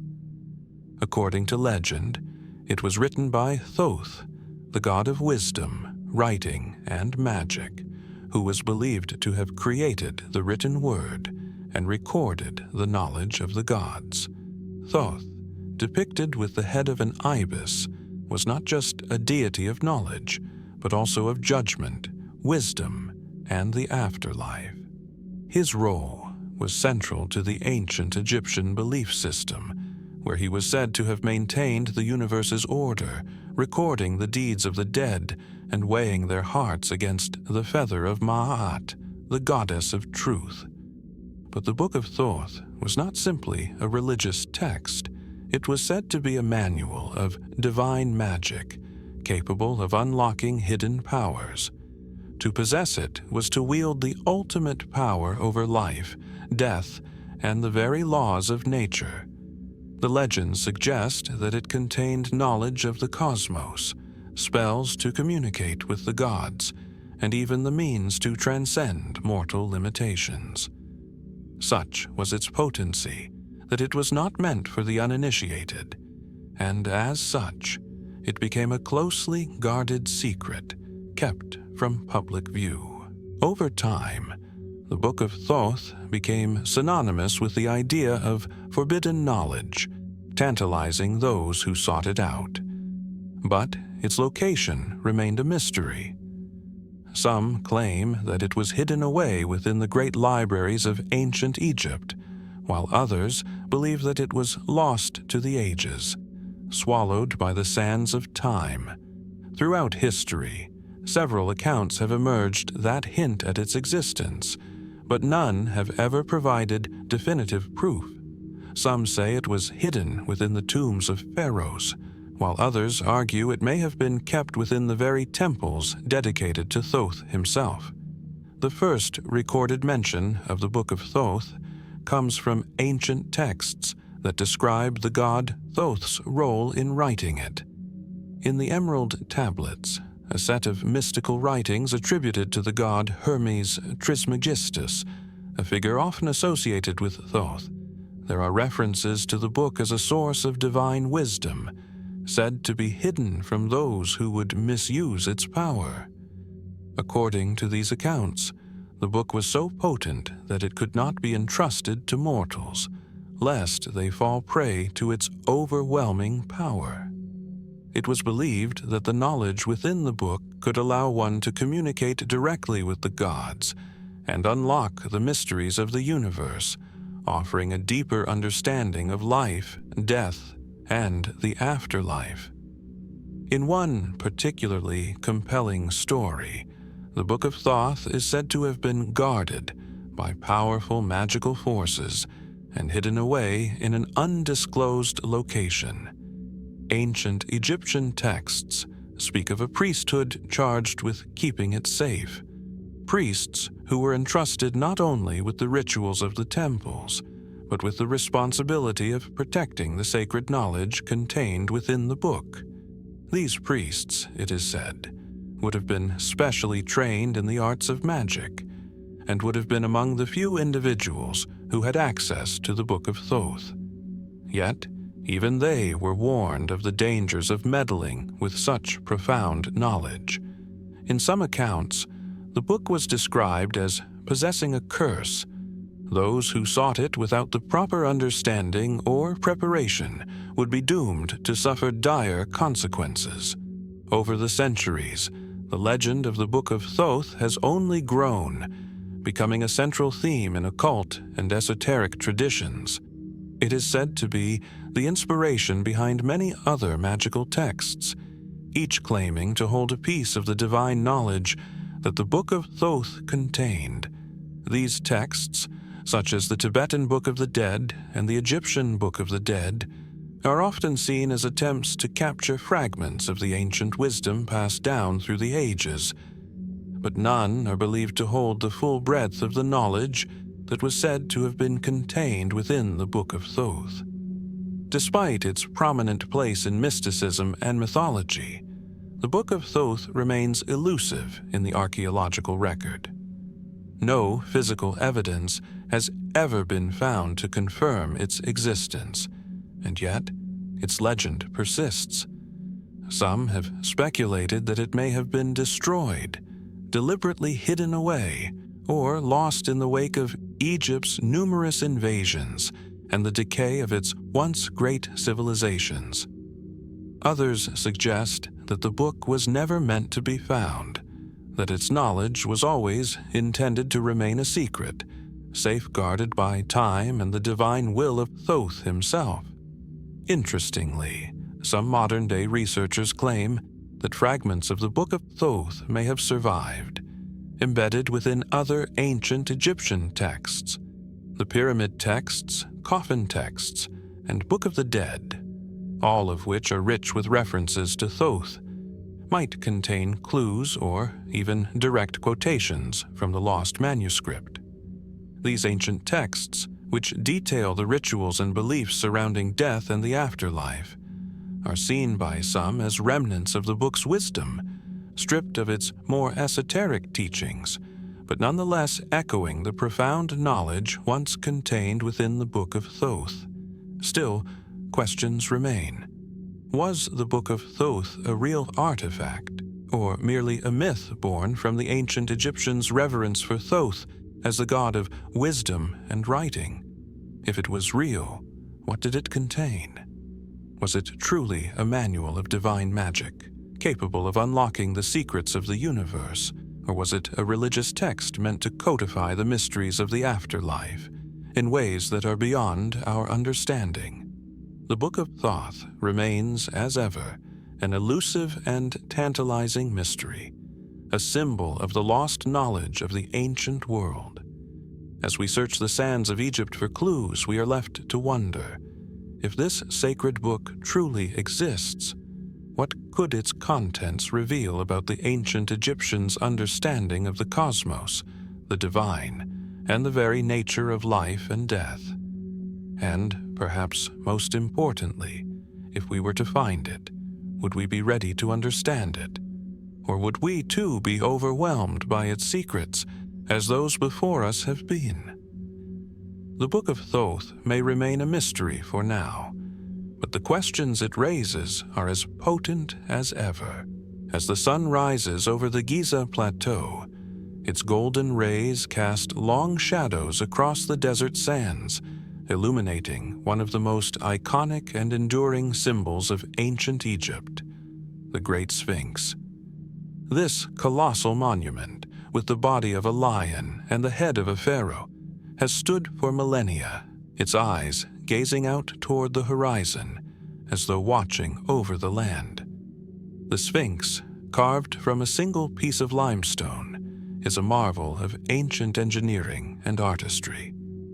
Yet, despite its grandeur, a silent mystery lingers in its weathered face and eroded body, a mystery that has puzzled scholars, archaeologists, and historians for centuries. The erosion of the Sphinx is not just a result of time and weather. It is a riddle that has raised uncomfortable questions about the monument's age and the conditions under which it was built. While the mainstream view suggests that the Sphinx was constructed during the reign of Pharaoh Khafre, around 2500 BCE, the signs of erosion on its surface tell a different story. One that challenges conventional understandings of ancient Egypt's timeline. Upon closer examination, the Sphinx reveals curious features of weathering that seem inconsistent with the desert environment in which it stands. The most striking of these is the deep, vertical erosion found on the body and sides of the Sphinx, a type of weathering that is typically associated with rainfall, rather than the arid conditions of Egypt. In a region that receives little to no rainfall, how could the Sphinx have sustained such erosion? Geologists have long noted the unusual pattern, which suggests that the Sphinx may have been exposed to heavy rainfall over an extended period, a phenomenon that would have occurred long before the time of Khafre. This observation has led some researchers to question the accepted age of the Sphinx. If the erosion was caused by rainfall, it would imply that the monument is much older than traditionally believed, possibly dating back to a time when Egypt's climate was significantly different. Some have speculated that the Sphinx could date as far back as 10,000 years ago or more, during a time when the region may have experienced a wetter climate, akin to the lush savannas that once stretched across the Sahara Desert. The suggestion that the Sphinx could be thousands of years older than the conventional dating raises a host of intriguing questions. Could this monument have been constructed by a civilization predating the ancient Egyptians, one whose knowledge and skills were lost to history? If the Sphinx is indeed much older, what other mysteries might be hidden beneath its surface? And if Egypt's climate has changed so dramatically, what else might we have missed about the ancient world's environmental history? This hypothesis was most notably championed by Robert Schoch, a geologist from Boston University, whose studies of the erosion patterns on the Sphinx in the 1990s brought the issue to the forefront of academic debate. Schoch's analysis led him to conclude that the weathering patterns were more consistent with those caused by prolonged rainfall, rather than the minimal wind and sand erosion expected in the desert climate of ancient Egypt. In his view, the Sphinx could not have been built during Khafre's reign, as traditionally believed, but instead was likely constructed much earlier, possibly around the end of the last ice age, an era when the climate of the region was wetter and more temperate. Schoch's conclusions have not been without controversy. Many Egyptologists remain firmly in the camp of the traditional timeline, pointing to the lack of archaeological evidence to support an earlier date for the Sphinx. They argue that the erosion may be the result of natural weathering over time, exacerbated by the harsh desert conditions rather than the influence of ancient rainfall. Additionally, there are those who suggest that the erosion could be the result of human activity, such as the removal of stone or the use of the Sphinx for ceremonial purposes, that might have left the monument vulnerable to degradation over centuries. Despite the ongoing debate, the mystery of the Sphinx's erosion continues to captivate both scholars and enthusiasts alike. If the Sphinx is indeed older than traditionally believed, it could have profound implications for our understanding of ancient civilizations. What other lost knowledge might have been hidden beneath the sands of time? Could the Sphinx be a relic of an advanced civilization whose accomplishments were wiped away by the forces of nature? And if the Egyptians did not build the Sphinx, who did? In addition to questions about its age, the Sphinx's true purpose remains a subject of intense speculation. Was it originally intended as a guardian of the Giza Plateau, watching over the tombs of the pharaohs? Or was it a symbol of divine power, a manifestation of the Egyptian god's influence over the land? Some have even suggested that the Sphinx may have been part of a larger, undiscovered complex, one that could shed light on a lost era of Egyptian history. In recent years, some researchers have pointed to another fascinating possibility, that the Sphinx may hold hidden chambers beneath its paws. Various geophysical surveys have detected anomalies in the ground surrounding the Sphinx, suggesting that there could be unexplored passages or rooms underneath the monument. If true, these discoveries could offer new insights into the construction and purpose of the Sphinx, and perhaps even reveal hidden artifacts or texts that could rewrite our understanding of ancient Egyptian history. Yet, as we continue to search for answers, the erosion of the Sphinx stands as a silent testament to the passing of time. The questions it raises are as profound as ever. How old is the Sphinx, really? What can its weathered surface tell us about the changing climate of ancient Egypt and the civilizations that once thrived there? And what other secrets might still be hidden beneath its watchful gaze, waiting to be uncovered? As the sands of Egypt continue to shift, so too does the mystery of the Sphinx. Perhaps the answer lies in the layers of history that remain buried beneath its surface. But until that day comes, the Sphinx will continue to stand, a silent enigma in the desert, guarding the secrets of a forgotten past, waiting for those bold enough to seek the truth. As the sun dips below the horizon, casting long shadows over the Egyptian desert, one relic remains a quiet, cryptic testament to a long-lost chapter of ancient history. The Inventory Stela of Pharaoh Tutankhamun, located near the Valley of the Kings, this seemingly unassuming stone slab carries a message that has confounded scholars for generations. Standing at just over 3 feet tall, the stela is etched with a series of inscriptions that recount the contents of the royal tombs of the early New Kingdom. At first glance, it seems like a simple record, perhaps a practical ledger, detailing the treasures and artifacts found within the tombs. But look deeper, and the true mystery begins to unfurl.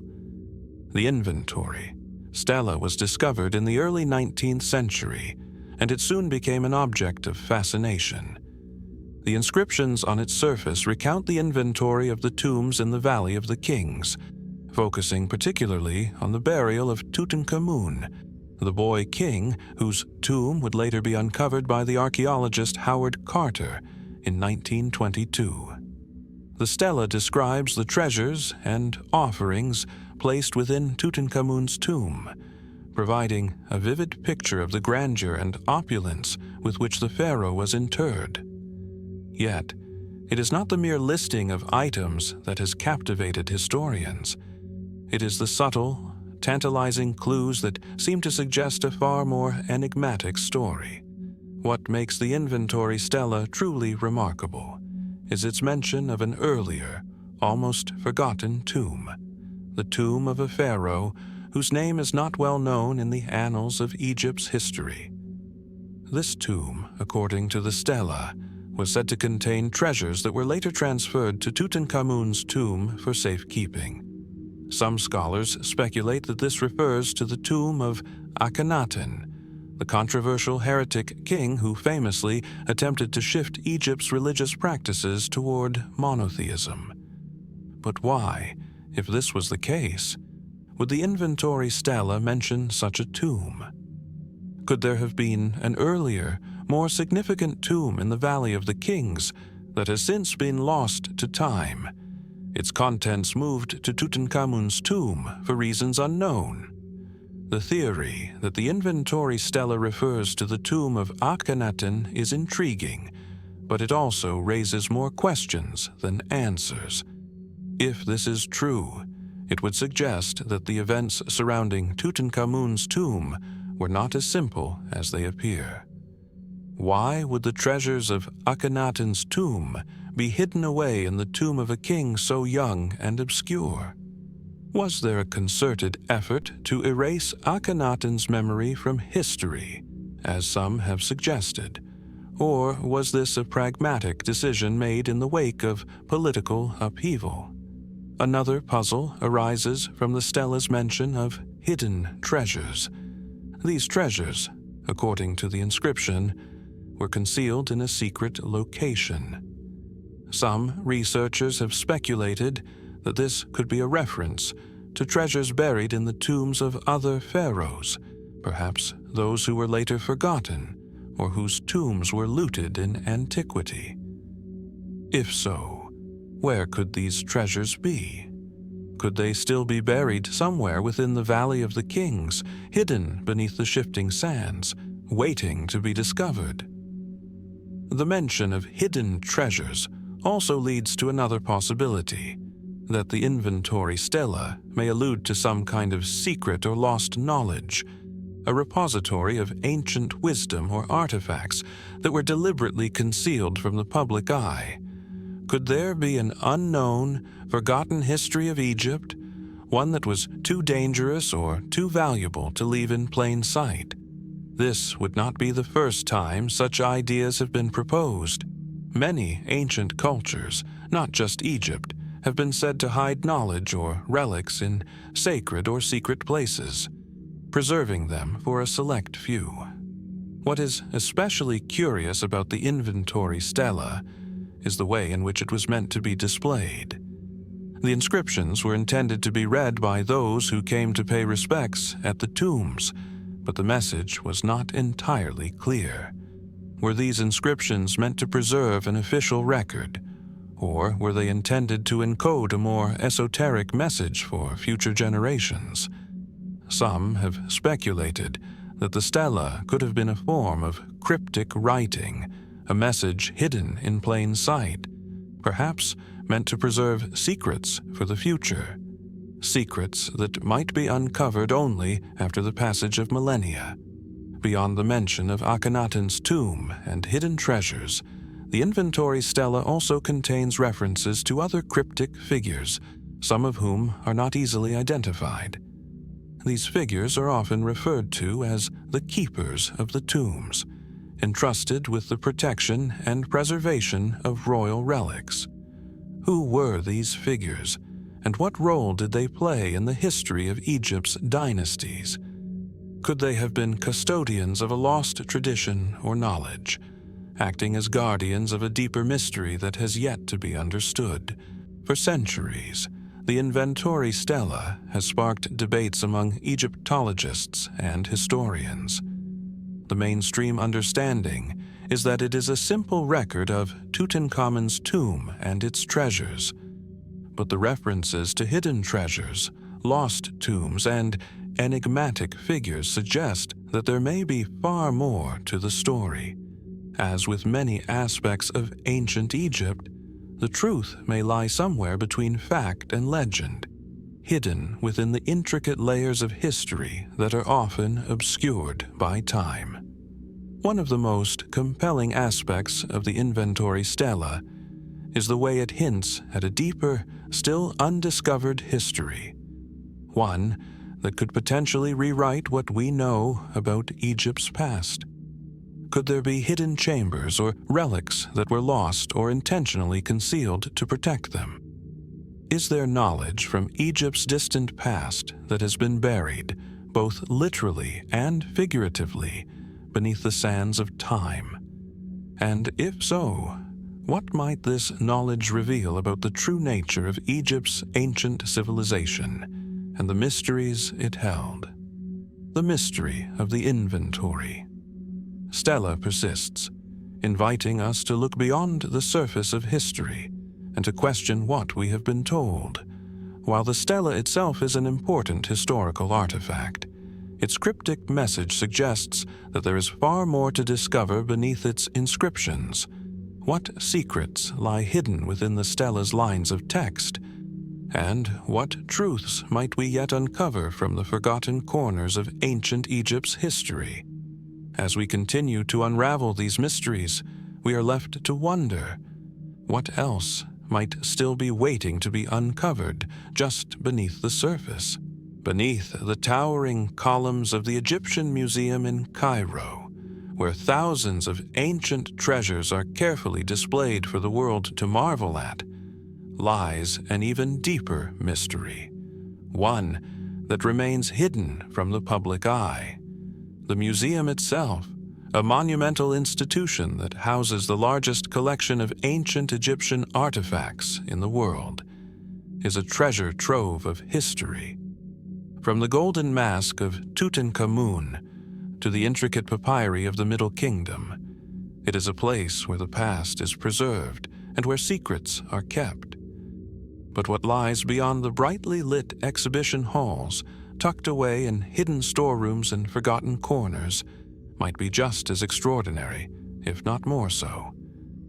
For decades, rumors have circulated about the hidden artifacts of the Cairo Museum. Some say that entire rooms are filled with objects that have never been displayed, their significance unknown to all but a select few. These artifacts, tucked away in storage and often forgotten by the general public, could hold clues to some of Egypt's most enduring mysteries, artifacts that could redefine what we know about the ancient civilization. But why, then, are they hidden? The museum's basement is home to thousands of artifacts that remain catalogued but out of sight. Only a handful of scholars and archaeologists are granted access to these spaces, and it is here that the secrets of ancient Egypt may still be waiting. Among the treasures locked away in this subterranean realm, there are items so enigmatic that they defy explanation. Some of these artifacts are simply oddities, objects whose purpose cannot be easily discerned. Others, however, seem to tell stories that don't quite align with the mainstream narrative of Egypt's history. One such object is a peculiar stone carving that has baffled those who have seen it.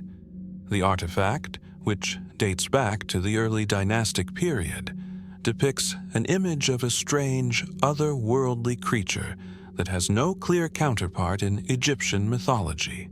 Its features, an amalgamation of human and animal traits, seem almost alien in their proportions, raising questions about the ancient Egyptians' understanding of the world beyond their borders, or perhaps even their knowledge of things beyond this world.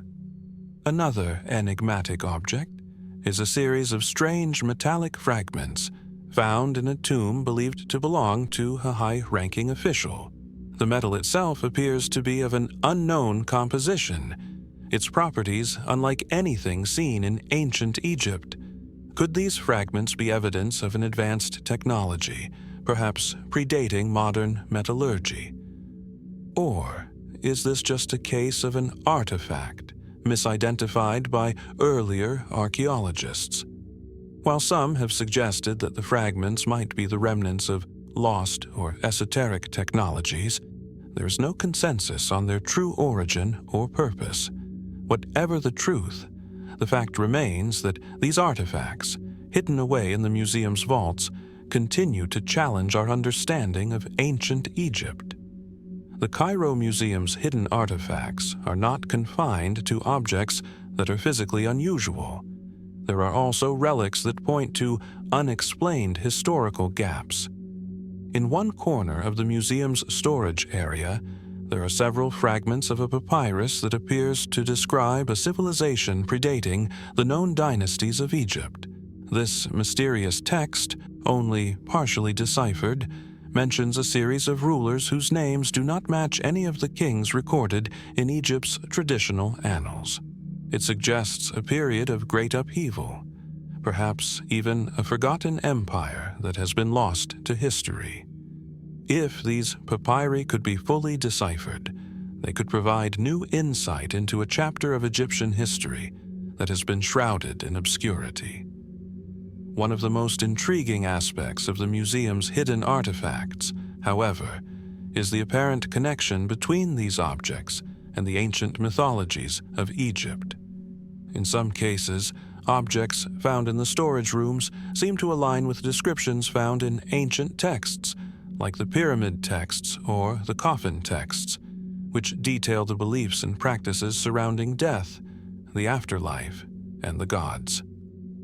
One such object, a ritualistic statue believed to represent the god Osiris, is strangely different from the usual depictions of the deity.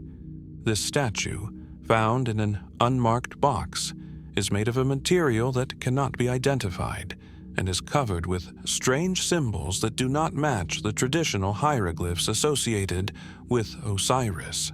Some believe that this statue could represent a lost or forgotten version of the god, one that predates the more commonly known imagery of Osiris that we are familiar with today.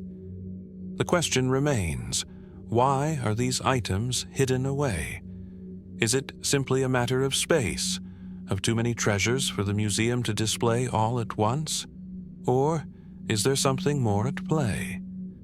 Some have speculated that the Egyptian authorities, or those who control access to these artifacts, may be keeping certain objects under wraps for reasons beyond preservation. Could these artifacts hold secrets that, if revealed, might alter our understanding of Egypt's ancient past? Could they be part of a deeper narrative, one that challenges the conventional timeline of Egyptian history or suggests influences from cultures beyond Egypt? It is also worth considering whether these hidden artifacts represent a deliberate attempt to shield the public from knowledge that may be deemed too controversial or unsettling. Throughout history, many ancient cultures have buried their most sacred and powerful relics, either to protect them from looting or to keep their secrets hidden from the unworthy. In Egypt, the idea of sacred knowledge being concealed or preserved for future generations is not foreign. After all, the ancient priests of Egypt were known to guard their most esoteric beliefs with extreme care. Could these hidden artifacts be part of a similar tradition, one that seeks to protect certain knowledge from being too easily accessed? As we consider the mysteries contained within the Cairo Museum's storerooms, it's impossible not to wonder about the treasures still concealed from view. What might still be hidden within these walls, waiting to be discovered? Could there be artifacts that challenge the accepted history of ancient Egypt, providing new insights into lost civilizations or unknown technologies? Or do these items represent a more mystical, even otherworldly knowledge, one that has been carefully guarded for millennia? The answers may be closer than we think, hidden in the shadows of the museum's corridors. Only time will tell when and if these secrets will finally be revealed. As the sun sets over the vast expanse of the Nile River, a gentle breeze stirs the golden sands that stretch across the desert, blending the present with the distant past. In the quiet of Egypt's ancient landscape, the rise of one of the world's most iconic civilizations remains a subject of awe and mystery. The story of how dynastic Egypt emerged, seemingly out of nowhere, has intrigued historians, archaeologists, and mystics for centuries. How did a small group of tribal societies, scattered along the banks of the Nile, suddenly coalesce into a powerful unified state that would dominate for over 3,000 years? What forces were at play during this pivotal transformation? The official narrative of Egypt's unification tells a story of gradual development. The Pre-Dynastic period, which stretches back thousands of years before the rise of the first pharaoh, was marked by regional cultures that each flourished along the Nile. their practices slowly evolving over time. Yet, the leap from these early tribal societies to the organized, monumental state of dynastic Egypt appears almost instantaneous. One moment, there are isolated villages, their inhabitants living in relative simplicity, and the next, an unprecedented, highly centralized state begins to emerge, complete with royal dynasties, monumental architecture, and a sophisticated bureaucracy. But the process behind this sudden rise is shrouded in mystery. One of the most striking features of this transition is the speed with which monumental structures began to appear. By the time of the First Dynasty, around 3100 BCE, Egypt had already begun constructing massive structures that would become the hallmark of the civilization, including monumental tombs and the foundations for future pyramids. How did such sophisticated building techniques emerge so quickly? The development of architecture in such a short time frame suggests the presence of a deep and focused knowledge that may not have come from mere trial and error.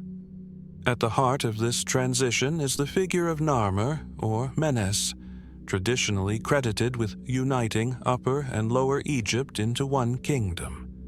The Narmer palette, an ancient stone carving discovered in Hierakonpolis, depicts the king wearing the crowns of both Upper and Lower Egypt, symbolizing the unification of the two regions. But who was Narmer really? Some scholars believe he was a historical figure, the first ruler of a united Egypt. However, there are those who argue that Narmer might have been a mythic figure, a composite of several different leaders whose names have been lost to time. Could the unification of Egypt have been more complex than the official story suggests? The sudden rise of dynastic Egypt is further complicated by the archaeological evidence, or lack thereof, that links the earlier cultures of the pre-dynastic period with the grand dynasties that followed. In many ways, the historical record of Egypt's early history seems to drop off a cliff. The transition from the scattered tribal societies of the Nile Valley to a centralized, organized state is not clearly documented. Instead, we find an almost unexplained leap, as if something, perhaps an external influence, spurred this dramatic shift. The suddenness of the shift invites speculation. Was there a sudden, powerful leader who forced the unification? Were there technological advances or external contacts that sparked the transformation? Or is it possible that Egypt's rise was part of a larger, more mysterious global pattern of civilizations emerging almost simultaneously? One theory posits that the rise of dynastic Egypt may have been influenced by an unknown outside force. Some researchers have suggested that ancient Egypt may have been exposed to advanced knowledge through contact with other civilizations, potentially through trade or even a forgotten diaspora. In this view, the Egyptians could have learned about advanced technologies, like the precise mathematics used in their construction techniques, or the elaborate spiritual systems reflected in their monumental tombs. But no hard evidence exists to confirm such theories, leaving the origins of these ideas shrouded in uncertainty. Another theory focuses on the role of climate change. The ancient Egyptian civilization flourished in an environment defined by the steady flow of the Nile River, which provided fertile land for agriculture. But prior to the rise of Egypt, the Sahara Desert was not always the arid, barren landscape that it is today. In fact, evidence suggests that much of the Sahara was once a lush, green land with abundant rivers and lakes. Some researchers believe that as the climate began to shift and the region became drier, the Egyptians may have been forced to organize and consolidate power to ensure the survival of their people. The unification of Egypt, then, could have been a response to environmental pressures, a survival strategy born of necessity. This theory, though intriguing, is difficult to prove, as much of the evidence comes from geological records and not from direct archaeological findings. As we move closer to the heart of this mystery, we encounter the fascinating possibility that the emergence of dynastic Egypt was not a sudden event at all, but rather a culmination of long, complex processes that remain hidden in the depths of time. Egypt's rise could have been influenced by a confluence of factors: political, environmental, and even spiritual. It's also possible that Egypt's early rulers may have drawn upon ancient knowledge passed down through secretive channels, knowledge that has been lost to history or deliberately hidden over the centuries. Perhaps most intriguing of all is the idea that the true story of Egypt's rise has been lost in the mists of time, deliberately obscured by those who came after, or perhaps by the very nature of history itself. What if the unification of Egypt was not merely the result of human ambition and necessity, but rather the culmination of a long-forgotten cycle of civilization, one that stretches far beyond the reaches of recorded history? Could ancient Egypt have been part of a larger, forgotten civilization that influenced other cultures across the world? What were the true origins of the knowledge and techniques that powered Egypt's rise? As we consider the sudden emergence of dynastic Egypt, we are left with more questions than answers. The mystery of how this remarkable civilization rose so quickly, so powerfully, and with such sophistication is one that continues to captivate the imagination. Was it the result of a brilliant and enigmatic ruler, a response to environmental change, or something far more mysterious and hidden beneath the sands of time? Whatever the truth may be, it remains a riddle that time has not yet solved, and perhaps it never will. The secrets of Egypt's rise are buried in the ancient past, waiting to be uncovered, or perhaps waiting to remain forever beyond our reach. Nestled in the heart of Egypt, about 60 kilometers north of Luxor, lies the Temple of Hathor at Dendera. To the casual visitor, it appears as just another monumental testament to the artistic and architectural genius of the ancient Egyptians. But within its walls, hidden among intricate carvings and towering columns, lies one of the most enigmatic and debated mysteries in Egyptology: the Dendera Light. The temple itself is a marvel. Its well-preserved reliefs and beautiful ceilings tell stories of gods and goddesses, celestial events, and rituals long lost to time. Yet, it's a particular set of carvings, often referred to as the Dendera Light, that has captured the imagination of historians, archaeologists, and enthusiasts alike. On the ceiling of one of the chambers, amidst the intricate depictions of Egyptian deities, is a curious image. What seems to be a large, bulbous object connected to a series of tubes, resembling a modern light bulb and electrical wires. The scene, if interpreted in a certain way, suggests the ancient Egyptians might have had knowledge of electricity, something that seems impossible given their technological capabilities at the time. The relief, which shows what looks to be a bulb-like object and a snake entwined around it, has sparked a wide range of interpretations. On one hand, it could simply be a symbolic representation, a depiction of the gods or the cosmos, rather than a literal interpretation of a device. The snake, for instance, is often associated with the Egyptian god Atum, symbolizing life and creation. Could the light simply be part of a larger mythological narrative? Or is there something more at play here? An enigmatic hint at a knowledge that has been forgotten or lost? mainstream scholars have offered more conventional explanations for the image, suggesting that the light is a symbolic representation of creation or divine energy rather than an actual electrical device. According to this interpretation, the image could be an artistic rendering of a divine force illuminating the world, a metaphorical light rather than a literal one. The snake, often linked to the sun god Ra, could represent the cyclical nature of life, death, and rebirth, rather than a conduit for power.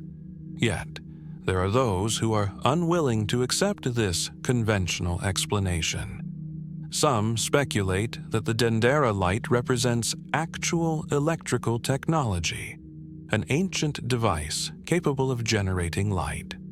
Proponents of this theory point to the highly detailed nature of the carving and the striking resemblance it bears to modern light bulbs and electrical apparatus. Could the Egyptians have had access to an advanced form of technology, one that has since been lost to history? If so, how did they use it? And why is there no record of it in any known texts or artifacts? One of the key elements of the Dendera Light mystery is the lack of any written explanation to accompany the carvings. The Egyptians were prolific record keepers, documenting their achievements, religious practices, and everyday lives with great care. The fact that there is no mention of such a device, whether in the form of ancient texts, papyri, or inscriptions, leaves the mystery tantalizingly incomplete. It raises the question, why would such a profound technological discovery be left unrecorded?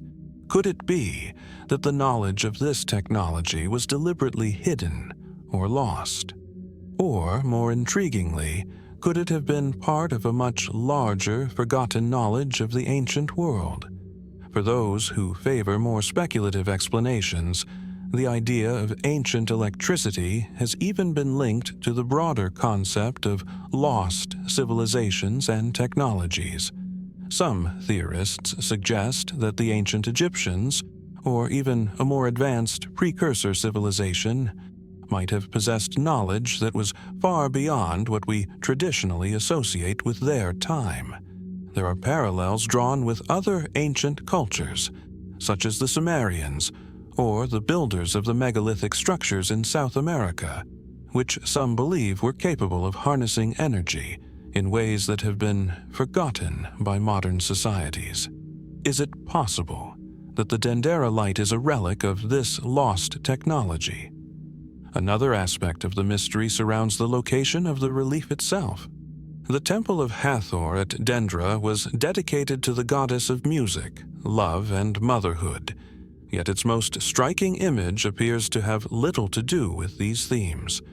Could it be that the temple, and the symbols within it, were meant to convey a deeper esoteric knowledge that has been obscured by time, misinterpretation, or deliberate suppression? As we delve deeper into this enigma, it's important to recognize the context in which the Dendera Light exists.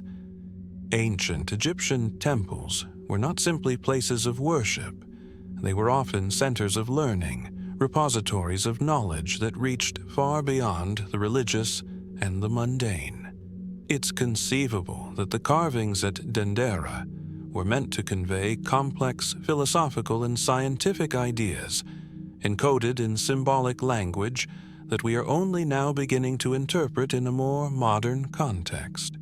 What we are left with, then, is a profound mystery, one that blends fact and speculation, ancient tradition, and modern curiosity. The Dendera Light raises questions that stretch beyond the boundaries of Egyptology, probing into the nature of ancient knowledge, the potential for lost technologies, and the mysteries of our own understanding of history. As we stand before the relief at Dendera today, we are left to wonder, was this image merely a symbolic representation, a metaphor for divine power and creation, Or does it suggest something far more profound? A forgotten piece of human history, an ancient technology that defies our conventional understanding? Could it be that the Egyptians, or another lost civilization, had access to knowledge and power that we have long since forgotten? Or is it possible that the answers we seek lie hidden, not in the stone of the temple, but in the very fabric of the ancient world itself? The truth, as with so many ancient mysteries, may never be fully known, but the Dendera Light remains a beacon, an enduring symbol of the secrets that still lie buried beneath the sands of time, waiting for us to unlock their meaning. What might still be hidden in the shadows of Egypt's past, waiting for the light of discovery to illuminate the truth? Amidst the ruins of ancient Egypt, the site of Abydos stands as one of the most sacred and mysterious locations. Known as the burial ground of many pharaohs, it is also home to one of the most perplexing and hotly debated carvings in all of Egypt. The structure housing this image, the Temple of Seti I, is an architectural masterpiece dedicated to the pharaoh who reigned during the 19th dynasty. But it is not the temple's grandiose size or its religious significance that has captured the attention of researchers and visitors alike. It is an unusual set of carvings found on the walls of the temple, which seem to depict objects that, to the modern eye, resemble helicopters, submarines, and aircraft. The carving in question, discovered in the 19th century, shows a series of seemingly out-of-place images, some of which resemble the profiles of a helicopter, a small airplane, and even a submarine. These images are nestled among more conventional depictions of Egyptian gods, pharaohs, and mythological scenes. At first glance, the juxtaposition seems baffling, a strange anomaly that doesn't belong. How could such technology, clearly indicative of modern machinery, be present on a 3,000-year-old Egyptian temple? The discovery has sparked a range of theories, some more conventional than others, about the true meaning of these mysterious carvings. Mainstream scholars, of course, offer explanations rooted in the traditions of Egyptian art. They argue that what appears to be helicopters and aircraft are, in fact, misinterpretations of ancient symbols and hieroglyphs. The peculiar shapes, they suggest, could be stylized depictions of animals, birds, or other objects, standard in the highly symbolic Egyptian artistic tradition. In this view, the so-called helicopter could simply be an artistic representation of a mythical creature, or perhaps the bird-like forms seen in Egyptian iconography, magnified or stylized in a way that might seem unfamiliar to the modern eye. However, the mainstream explanation leaves many questions unanswered. Why, for example, do the carvings seem to be so remarkably detailed and specific in their shapes? The helicopter appears to have rotor blades, while the submarine has a clear, streamlined shape, much like modern underwater vehicles. Could it be that ancient Egyptian artists, thousands of years before the advent of modern technology, were simply capable of creating shapes that so closely resemble vehicles of the 20th century? The possibility is unlikely. This is where the theories begin to take a more speculative turn. Could it be that the ancient Egyptians had access to advanced technology, or perhaps even extraterrestrial help, long before recorded history? Some proponents of this theory suggest that the carvings are evidence of technology far beyond what was available to the ancient Egyptians. They argue that these strange depictions might not be symbolic at all, but literal representations of advanced machines that existed in a lost civilization, one that the ancient Egyptians may have inherited or been influenced by during their rise to prominence. The idea that the Egyptians were in contact with advanced beings, or even visitors from another world, is a theory often explored in the realm of ancient astronaut hypotheses. According to these theories, extraterrestrials may have visited Earth long ago, sharing advanced knowledge and technology with early civilizations. Could the hieroglyphs at Abydos, therefore, be a testament to this interaction? The suggestion that ancient cultures were in contact with extraterrestrial beings has long been the subject of controversy. Still, when faced with the inexplicable carvings at Abydos, the theory gains traction for some who see no other explanation for the striking resemblance to modern machinery. Yet, even more unconventional explanations can be found. Some suggest that the carvings are not anachronistic at all, but a glimpse into a hidden truth, that the Egyptians, or some other lost civilization, were capable of much more than we give them credit for. Perhaps, they argue, there was an ancient golden age of technology, only to be lost to history, submerged beneath the sands of time. This theory is rooted in the idea that what we consider ancient technology is, in reality, far more advanced than we currently understand. Others propose that the carvings at Abydos are simply the product of a strange coincidence or artistic whim. They suggest that the temple artists, influenced by the gods and the abstract ideas of creation and transformation, may have depicted shapes that, when viewed from a modern perspective, appear to resemble vehicles of the future. But why would such images exist in such a specific form, so remarkably similar to contemporary designs? Is it truly just a coincidence, or is there something more intentional behind it? Another theory posits that the peculiar shapes are not meant to represent any sort of technology at all, but instead are visual metaphors or symbolic images intended to represent something else entirely. In Egyptian art, the forms and shapes of the figures were often meant to convey abstract concepts or philosophical truths. What if these helicopters and airplanes are symbolic representations of celestial or spiritual phenomena, not physical machines at all? Could the carvings be trying to depict the movements of the gods, their journeys across the skies, or the eternal cycles of creation and destruction? The Egyptian worldview was steeped in symbolism, and there may be more than one layer of meaning to these enigmatic carvings. As we stand before the walls of Seti II's temple, gazing upon these curious and perplexing carvings, we are left with more questions than answers. The helicopter carving at Abydos, with its extraordinary resemblance to modern technology, challenges our understanding of the ancient world.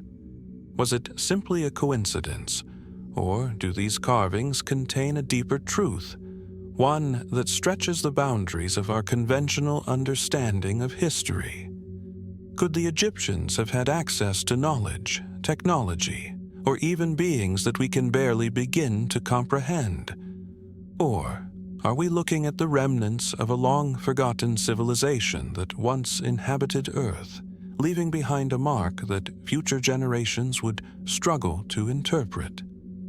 The truth may be elusive, hidden beneath the layers of history, waiting for someone to decipher its true meaning. And perhaps, as with so many of the mysteries of ancient Egypt, the answers we seek are still buried in the sands, waiting to be uncovered by those willing to question the past and embrace the enigma. What other secrets, waiting to be revealed, lie hidden in the monuments and hieroglyphs of Abydos? Only time will tell. Nestled deep within the shadows of Egypt's ancient temples, there exists an enigmatic set of reliefs that continue to elude definitive explanation. These intricate carvings, found in various locations such as the temple of Seti I at Abydos and the Temple of Hathor at Dendera depict figures that are anything but ordinary.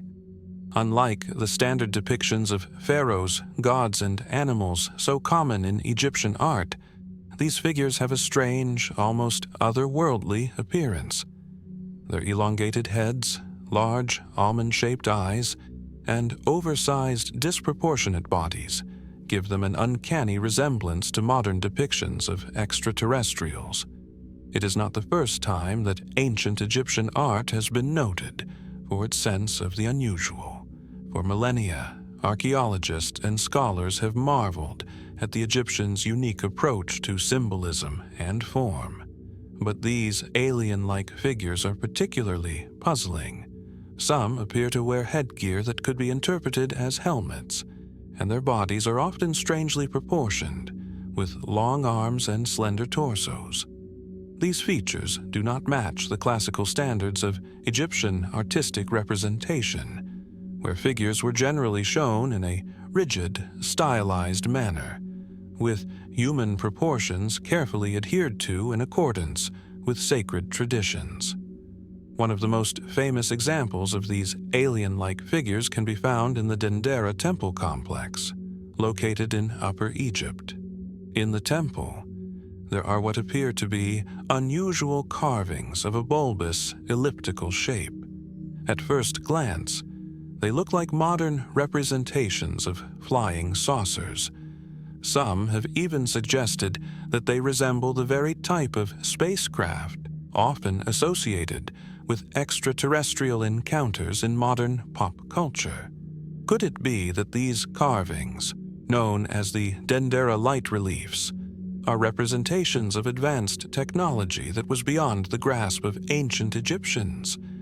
Were these figures merely stylized depictions of gods, or could they symbolize something else entirely?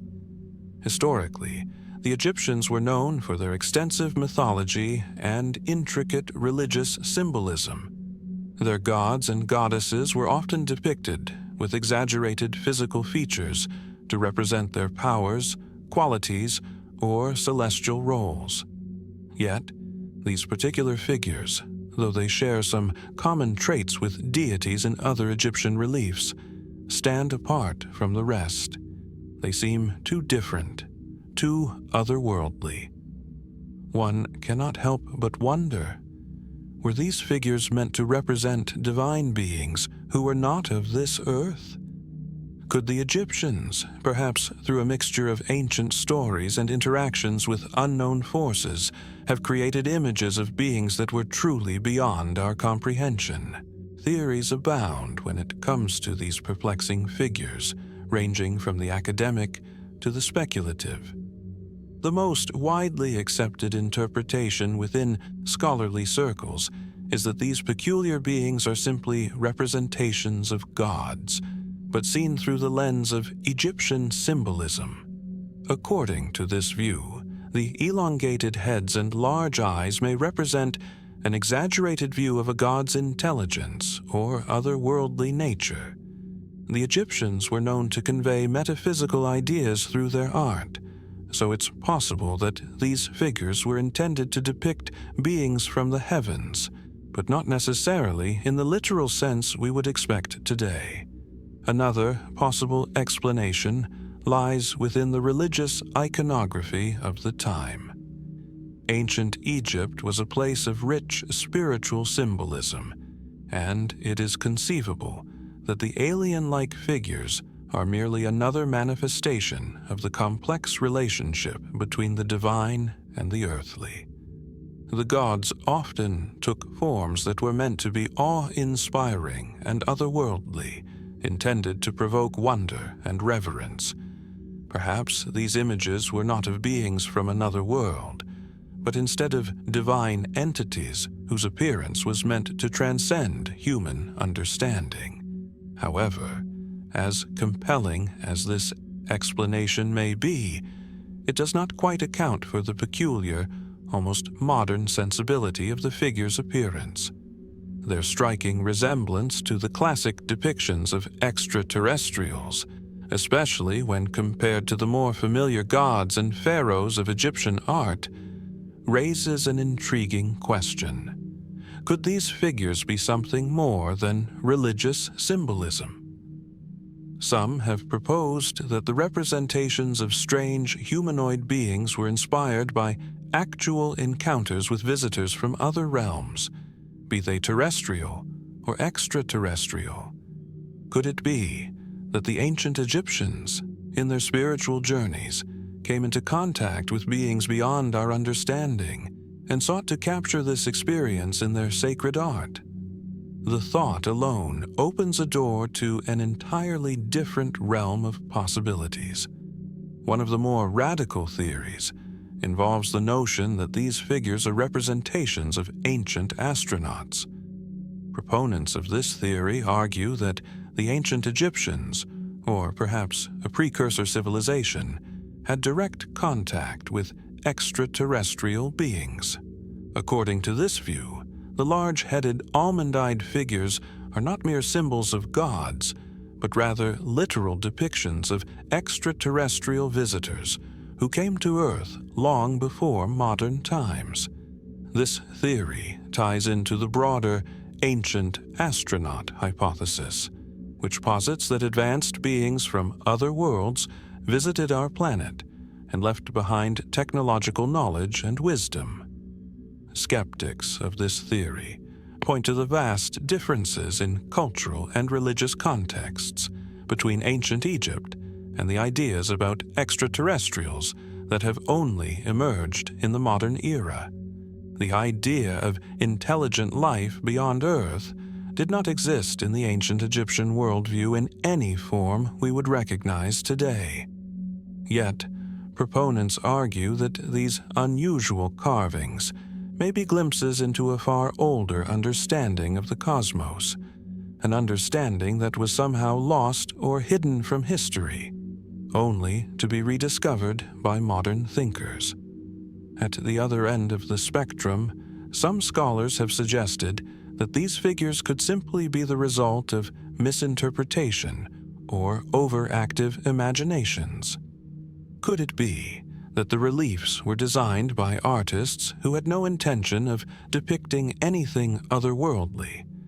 Could the elongated heads and strange features merely be stylized representations of the gods, distorted through the lens of artistic symbolism? It is certainly possible, but the sheer detail and strange resonance of these figures make it difficult to dismiss them entirely as mere coincidences of art.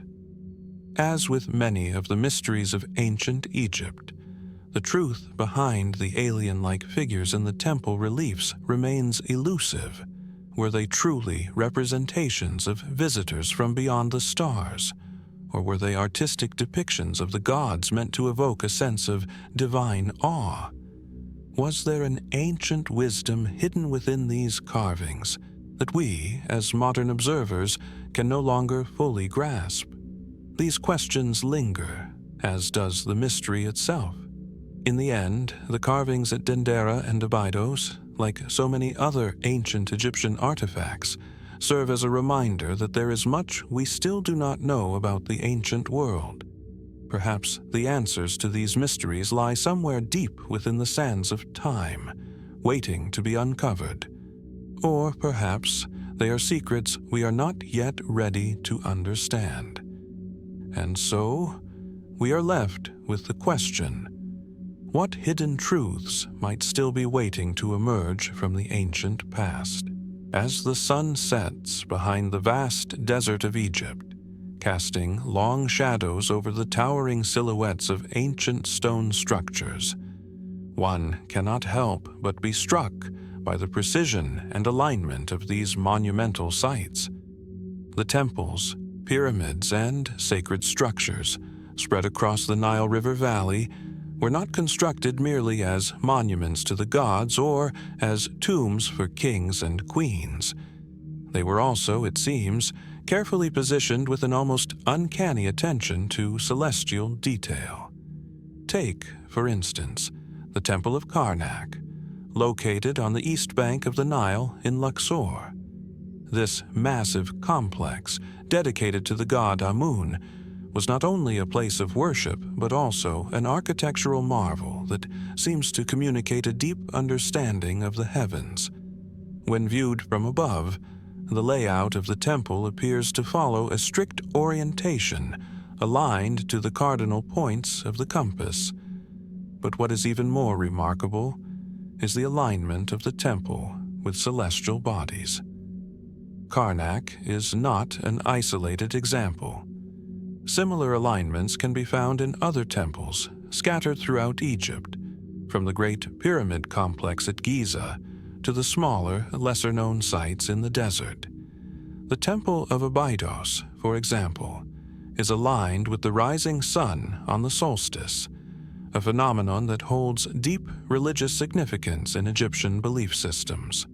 The ancient Egyptians, after all, were keenly aware of the movements of the stars and planets, which played a pivotal role in shaping their rituals and cosmology. It is these alignments that continue to intrigue archaeologists, historians, and those drawn to the mysteries of ancient Egypt. The question remains, how did the ancient Egyptians, with their primitive tools and technologies, manage to achieve such remarkable precision in the placement of their temples and pyramids? Some of these sites are so meticulously positioned that it seems almost impossible to attribute their construction to chance alone. In the case of the Great Pyramid of Giza, it is impossible to ignore the perfect alignment with the cardinal directions. The precision with which it faces north, south, east, and west, down to mere degrees of error, is truly extraordinary, especially considering the pyramid was built over 4,500 years ago. But it's not just the pyramid's orientation that draws attention. The complex network of pyramids, temples, and even lesser-known sites throughout Egypt all seem to share this strange alignment, as if the very landscape itself had been carefully orchestrated to match the stars above. What's more fascinating is the alignment between some of the pyramids and specific constellations. The three pyramids of Giza, for example, are often said to align with the three stars in the belt of the constellation Orion. This connection is particularly striking when you consider that Orion was associated with Osiris, the god of the afterlife, in Egyptian mythology. The alignment of the pyramids to Orion's belt has led some to suggest that the ancient Egyptians not only had a sophisticated understanding of astronomy, but may have had a deeply spiritual connection to the stars. This celestial alignment could have been part of a grand design to link the earthly realm with the divine realm, ensuring that the pharaohs, upon their death, would join the gods in the heavens. The question of whether the Egyptians intentionally designed these alignments with the stars in mind is not new. Scholars have long debated the purpose behind such precision. The mainstream explanation suggests that the ancient Egyptians' impressive knowledge of astronomy allowed them to align these structures with the sun, the moon, and certain stars as part of their religious and ceremonial practices. The sun, for instance, was considered the source of life, and aligning a temple to the rising or setting sun could have been seen as an invitation for divine presence to enter the structure. However, there is a more speculative theory that challenges these traditional explanations. Some researchers believe that the alignments were not merely symbolic, but served a practical, possibly even technological purpose. Could these alignments have been used for more than just religious rituals? Could they have served as a form of ancient navigation, allowing the Egyptians to align themselves with the stars to guide them through the vast desert? Could the alignments also have had a role in harnessing unknown natural energies, as some fringe theorists suggest? Some proponents of this theory have pointed to the complex geometry of the pyramids and their alignment to the cardinal points as evidence that these structures were designed with an almost modern understanding of Earth's magnetic fields and celestial navigation. This idea raises the possibility that the ancient Egyptians, far from relying on simple tools and techniques, may have had access to lost knowledge or technologies that allowed them to harness the power of the stars in ways we cannot yet fully comprehend. Adding to the mystery, there are certain anomalies in the alignment of temple sites that remain unexplained. For example, the Temple of Philae, dedicated to the goddess Isis, is famously aligned with the sun's rays during the winter solstice, casting a perfect beam of light upon the inner sanctuary. Such instances are not uncommon in ancient Egyptian architecture, but the precision with which they occur raises unsettling questions. Did the Egyptians have a more profound connection to the cosmos than we have yet realized? Or could these strange alignments be the result of a lost knowledge passed down from an even earlier civilization, whose legacy has since been erased from history? Perhaps the most compelling aspect of these mysterious alignments is their consistency across centuries and geographic locations. The temples, pyramids, and other sacred sites built by the ancient Egyptians were not constructed by a single pharaoh or dynasty. They span millennia, from the Old Kingdom to the Ptolemaic period. Yet they all seem to share a common thread, an almost obsessive precision in their alignment to the heavens. Could it be that this knowledge was not only passed down from one generation to the next, but was also part of a greater unifying vision for the ancient Egyptian civilization? As the sun sets on the Great Pyramid of Giza, casting a final golden light over the ancient stones, one is left to wonder, how did the ancient Egyptians achieve such remarkable feats of architectural and astronomical precision? Was it a product of their sophisticated understanding of the cosmos, or is there something more at play, something we have yet to uncover? The alignment of these temple sites may offer more than just a glimpse into the past. It may be a key to understanding the hidden mysteries of Egypt's ancient world, a world where the celestial and earthly realms were intricately woven together in ways we are only beginning to understand. The question remains, what did the ancient Egyptians know about the stars, and how did they use this knowledge to shape the landscape around them? What secrets still lie buried beneath the sands, waiting to be revealed? As you stand in the ancient sands of Saqqara, the air is heavy with the weight of centuries, and the ground beneath your feet seems to pulse with a history that is both familiar and enigmatic. To the casual observer, Saqqara might appear as just another site in Egypt's sprawling landscape of temples, tombs, and pyramids. But those who venture beyond the surface quickly discover that this place holds a secret, a mystery that has puzzled scholars for centuries: the Serapeum of Saqqara.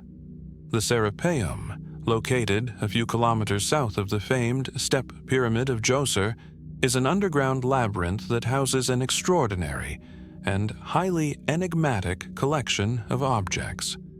Upon entering the site, the first thing that strikes you is the sheer scale of the place.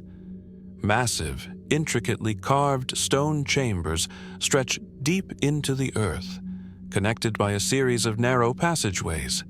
These chambers, hewn from solid rock, contain gigantic sarcophagi made of granite, some weighing as much as 70 tons.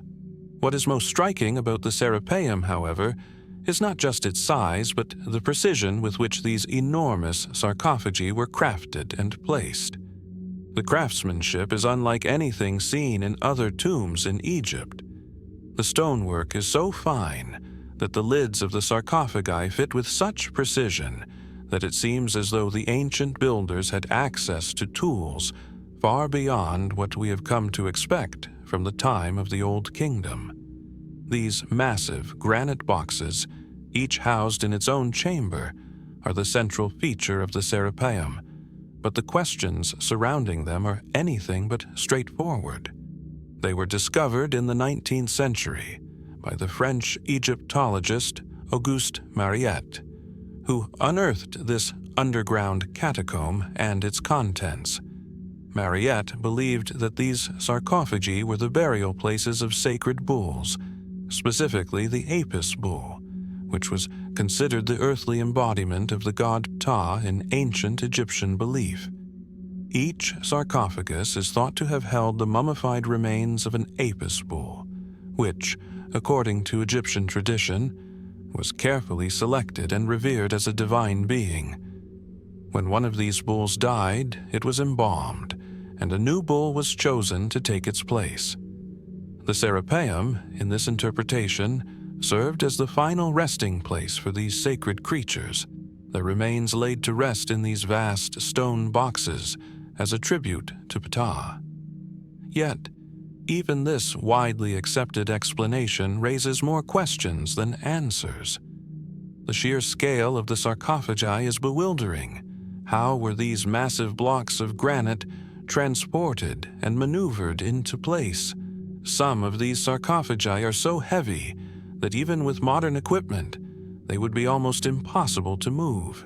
The Egyptians had no known advanced tools capable of cutting and shaping such massive blocks with the precision we see in the Serapeum. Was the method of construction so sophisticated that it was lost to time? Moreover, the question arises, why were these bulls, revered as divine creatures, placed in such a peculiar and seemingly inaccessible place? The chambers of the Serapeum are deep underground, far removed from the temples where the Apis bulls were venerated in life. Was this location chosen for its connection to the underworld, the domain of the dead in ancient Egyptian cosmology? Or was it for reasons yet unknown, perhaps even relating to astronomical alignments or some form of ancient ritual that we do not fully understand? As one walks deeper into the catacombs of the Serapeum, the mystery deepens. In addition to the sarcophagi, there are strange markings and carvings on the walls that have yet to be fully deciphered. These symbols are not common hieroglyphs, and their meaning remains elusive. Could these be remnants of an ancient ritual or knowledge that has long since been forgotten? Or might they be clues left behind by the builders, pointing to some greater secret hidden beneath the surface? Beyond the mystery of the sarcophagi and the inscriptions, there's also the question of the site's timing and purpose. While it is traditionally believed that the Serapeum was constructed during the reign of the New Kingdom pharaoh Seti I and his son Ramses II, there are some who suggest that the site's origins may predate this period by several centuries. Could the Serapeum be the work of an earlier civilization, one with knowledge and techniques that were lost to history? Theories abound. Some propose that the Serapeum is not merely a burial site, but a repository for knowledge, perhaps a vault containing sacred artifacts, or even documents of extraordinary significance. Others speculate that the site may have been used for astronomical or ritual purposes, a place where priests of Ptah conducted ceremonies that aligned with celestial events. Still, there are those who suggest that the incredible craftsmanship and seemingly impossible construction methods may point to an advanced, lost civilization, whose secrets were buried with the passage of time. In the years since the discovery of the Serapeum, many have been drawn to its mysteries. Some suggest that the Egyptians were aided by unknown technologies or divine guidance in the construction of these chambers. Could it be that there is something more to the Serapeum than simply a burial site for sacred bulls? Might the vastness of the chambers, their precise alignment, and the elaborate stonework point to an understanding of the world that transcended the conventional limits of ancient Egyptian engineering. As one leaves the catacombs and steps back into the sunlight, it's difficult to shake the sense that something more is hidden within the depths of the Serapeum. The mysteries surrounding this site, the unexplained methods of construction, and the strange markings on the walls all leave lingering questions in the air. What secrets are locked away beneath the earth at Saqqara? And could the Serapeum, with its massive granite sarcophagi and enigmatic inscriptions, hold the key to unlocking a greater mystery, one that might reveal a forgotten chapter of Egypt's ancient past, or even offer a glimpse into a lost civilization? The Serapeum remains one of Egypt's most captivating enigmas, a place where the past and the unknown collide. As more research is conducted, the answers may come. But for now, it remains a symbol of the depths of mystery that Egypt continues to offer. What lies beneath the ancient stones of Saqqara, perhaps a deeper understanding of the gods, a forgotten technology, or something else entirely, remains one of the great unsolved mysteries of ancient Egypt. Beneath the scorched Egyptian sun, nestled in the vast desert sands near the ancient necropolis of Saqqara, lies a tomb that continues to baffle archaeologists and scholars alike. Saqqara, renowned for its step pyramid and its extensive burial sites, is a place rich with history and mystery. Yet among the many graves, one tomb stands out, not because of its grandeur or royal association, but because of the unusual and deeply puzzling creature that it appears to honor: the tomb of the unknown animal. Discovered in the late 19th century, this tomb is nestled within a complex of smaller, less monumental graves that were once thought to be the final resting places of ordinary Egyptians. The tomb itself, however, is anything but ordinary. Hidden within its walls lies a fascinating anomaly, an embalmed animal whose species remains unidentified. The burial is elaborate, its construction painstaking, yet the identity of the creature entombed here remains shrouded in uncertainty. The tomb is modest in comparison to the grand tombs of pharaohs or high-ranking officials, but the care with which the animal was prepared for burial suggests that it held significant meaning. The creature was mummified with the same meticulous attention to detail as the sacred animals often associated with Egyptian gods, such as the ibis, the cat, or the jackal. However, the mummified animal found in this tomb does not correspond with any of these known species. Its appearance and anatomical structure defy classification, leading to the widespread mystery surrounding its true identity. What makes this tomb even more intriguing is the elaborate context surrounding the burial. The animal was placed in a stone sarcophagus, carefully wrapped in linen, and its remains were preserved in a manner befitting a sacred entity. But unlike the more familiar depictions of animals associated with Egyptian deities, there is no record or inscription that explains the species of the creature or the reason for its interment. No hieroglyphic inscriptions adorn the tomb, leaving the question of why this animal was honored in this way completely unanswered. Mainstream archaeology suggests that this tomb could represent an animal associated with a lesser-known cult or deity, perhaps one whose existence is not well documented in surviving records.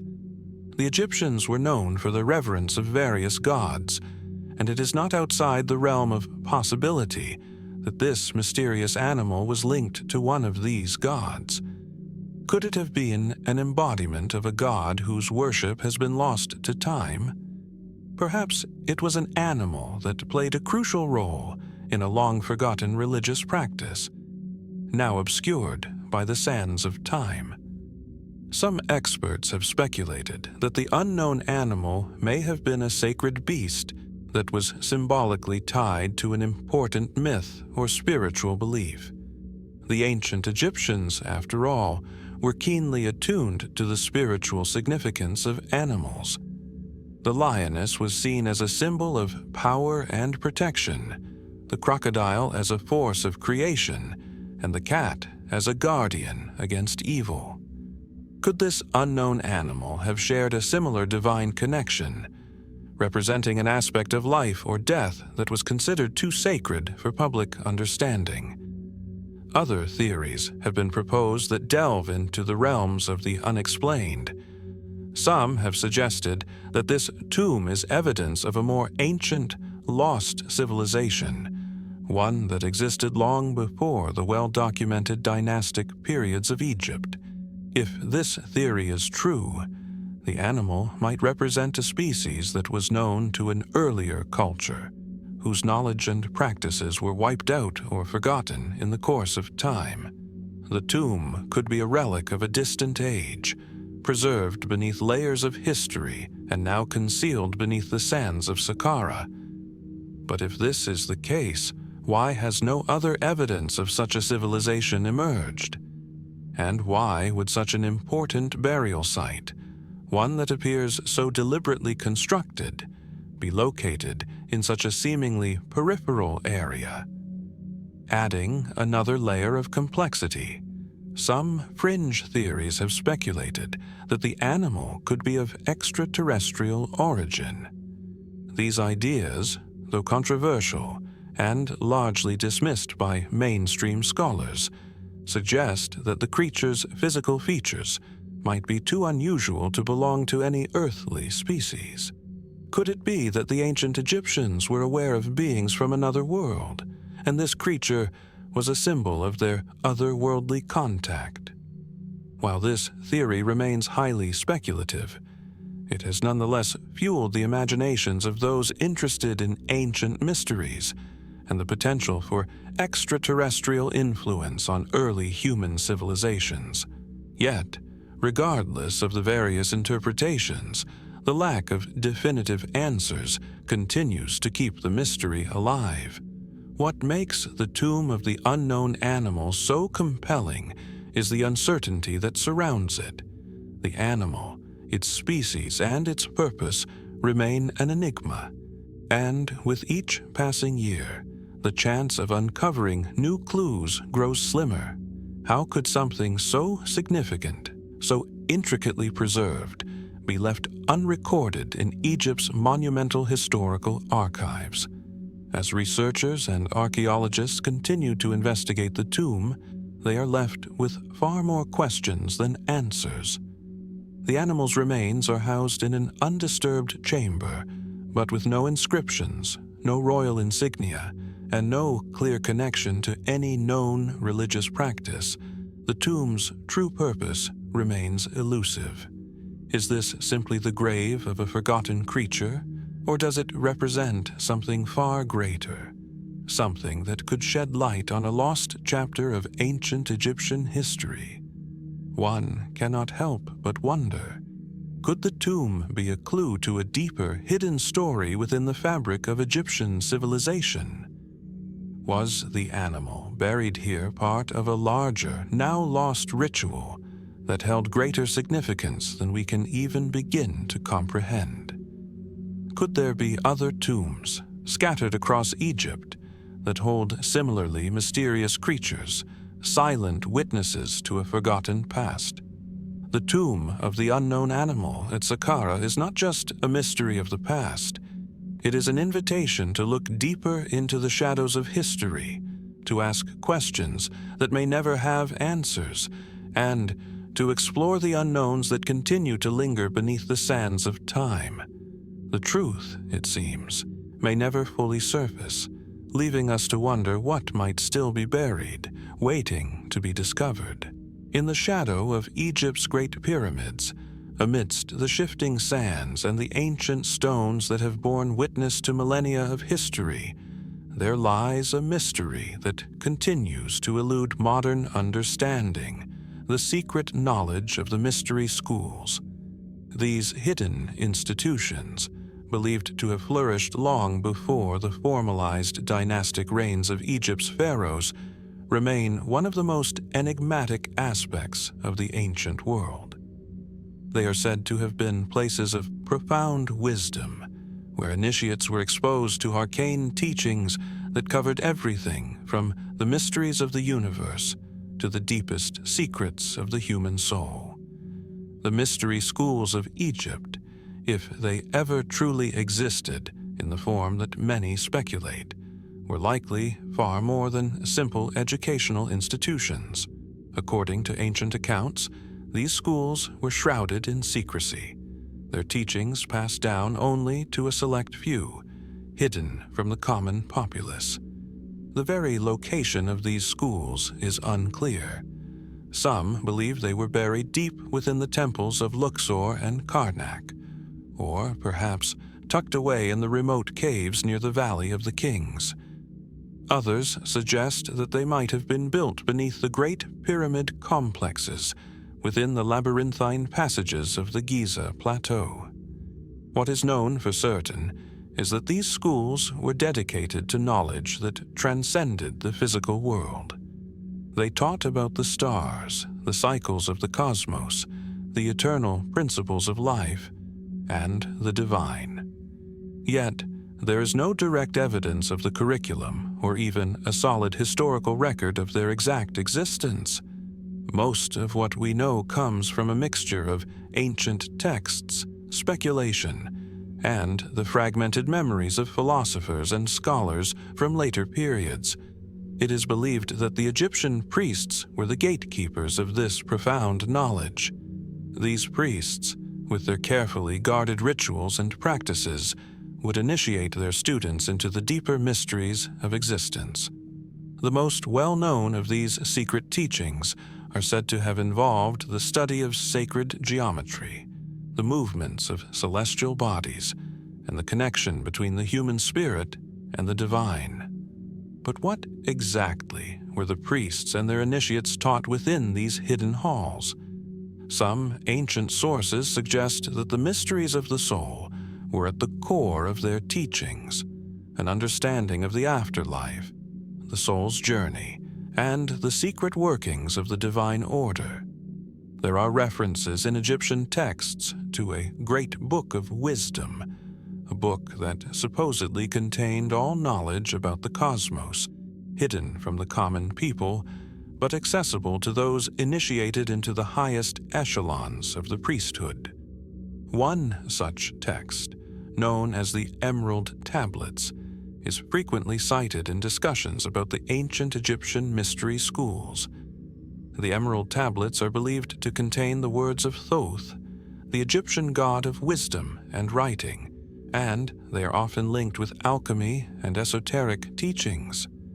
The tablets, however, have never been conclusively proven to be of Egyptian origin, and their true meaning remains clouded in mystery.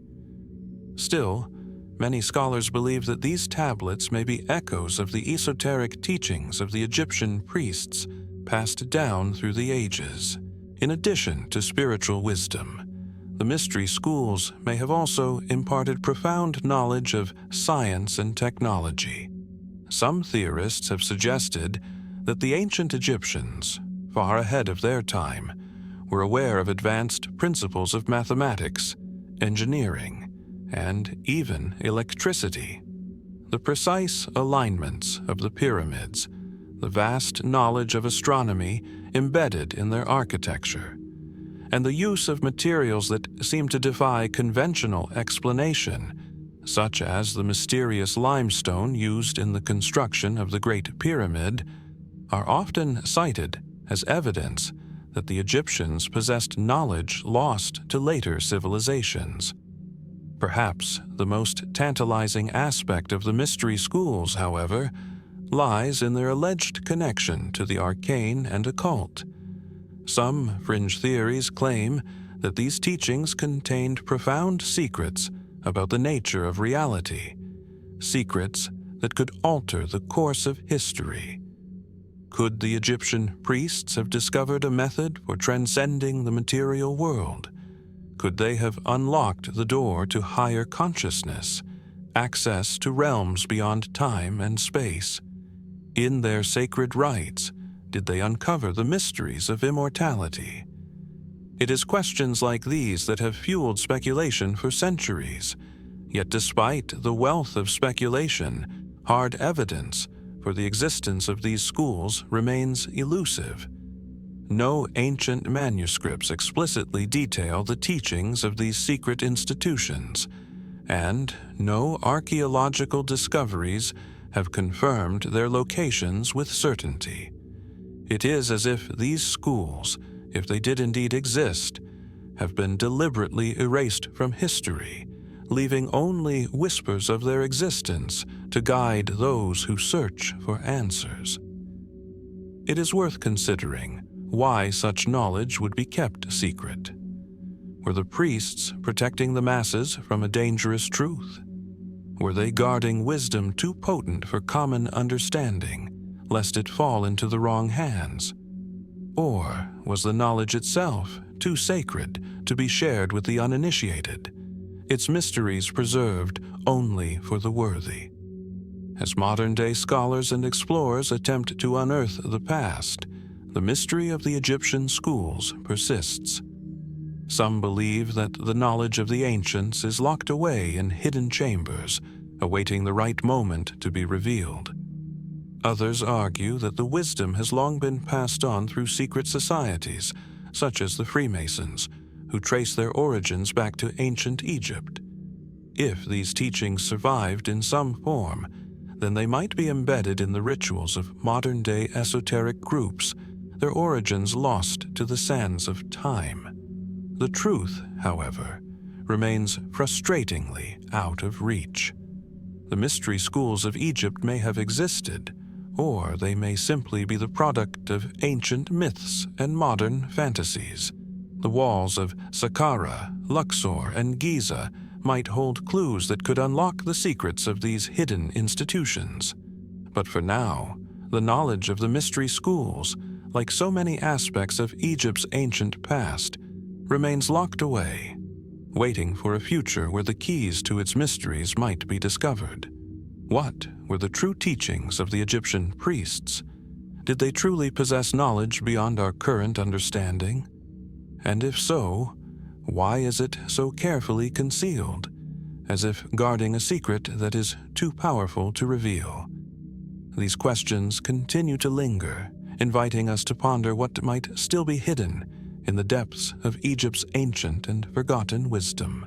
Nestled deep in the heart of Abydos, one of Egypt's most sacred cities, lies an ancient structure that has baffled archaeologists and historians for centuries: the Osirion. Unlike other tombs or temples, the Osirion does not immediately reveal its purpose or its creators. It stands as an enigma, an architectural puzzle shrouded in mystery and speculation. Hidden within the arid expanse of the desert, surrounded by the remnants of Egypt's long history of religious and royal burial sites, the Osirion's stone walls seem to whisper of secrets that have yet to be understood. The Osirion is situated near the temple of Seti I, a majestic monument to the pharaoh's divine rule. While the temple itself is dedicated to the gods of Egypt, it is the Osirion that continues to attract the greatest curiosity. The structure is not a typical tomb, nor does it appear to serve any conventional religious purpose. Its design is unique. Its scale and placement suggest a deeper significance, one that has long eluded the understanding of modern scholars. The Osirion's construction is remarkable for a number of reasons. Built from enormous blocks of sandstone and limestone, many of which weigh several tons, the structure itself seems almost too advanced for the time it was supposedly built. The stonework displays an uncanny level of precision, with many of the blocks fitted together with such accuracy that not even a knife blade could be slipped between them. The style of construction is inconsistent with other monuments from the period, leading some to suggest that the Osirion could be much older than its supposed builders, perhaps a remnant from a much earlier time. Perhaps the most intriguing aspect of the Osirion is its design. It is located beneath the level of the surrounding ground, its walls half submerged in sand. The structure consists of large, rectangular chambers that are arranged in a manner reminiscent of an underground labyrinth. The layout of the Osirion is strange. It is neither a typical tomb nor a conventional temple.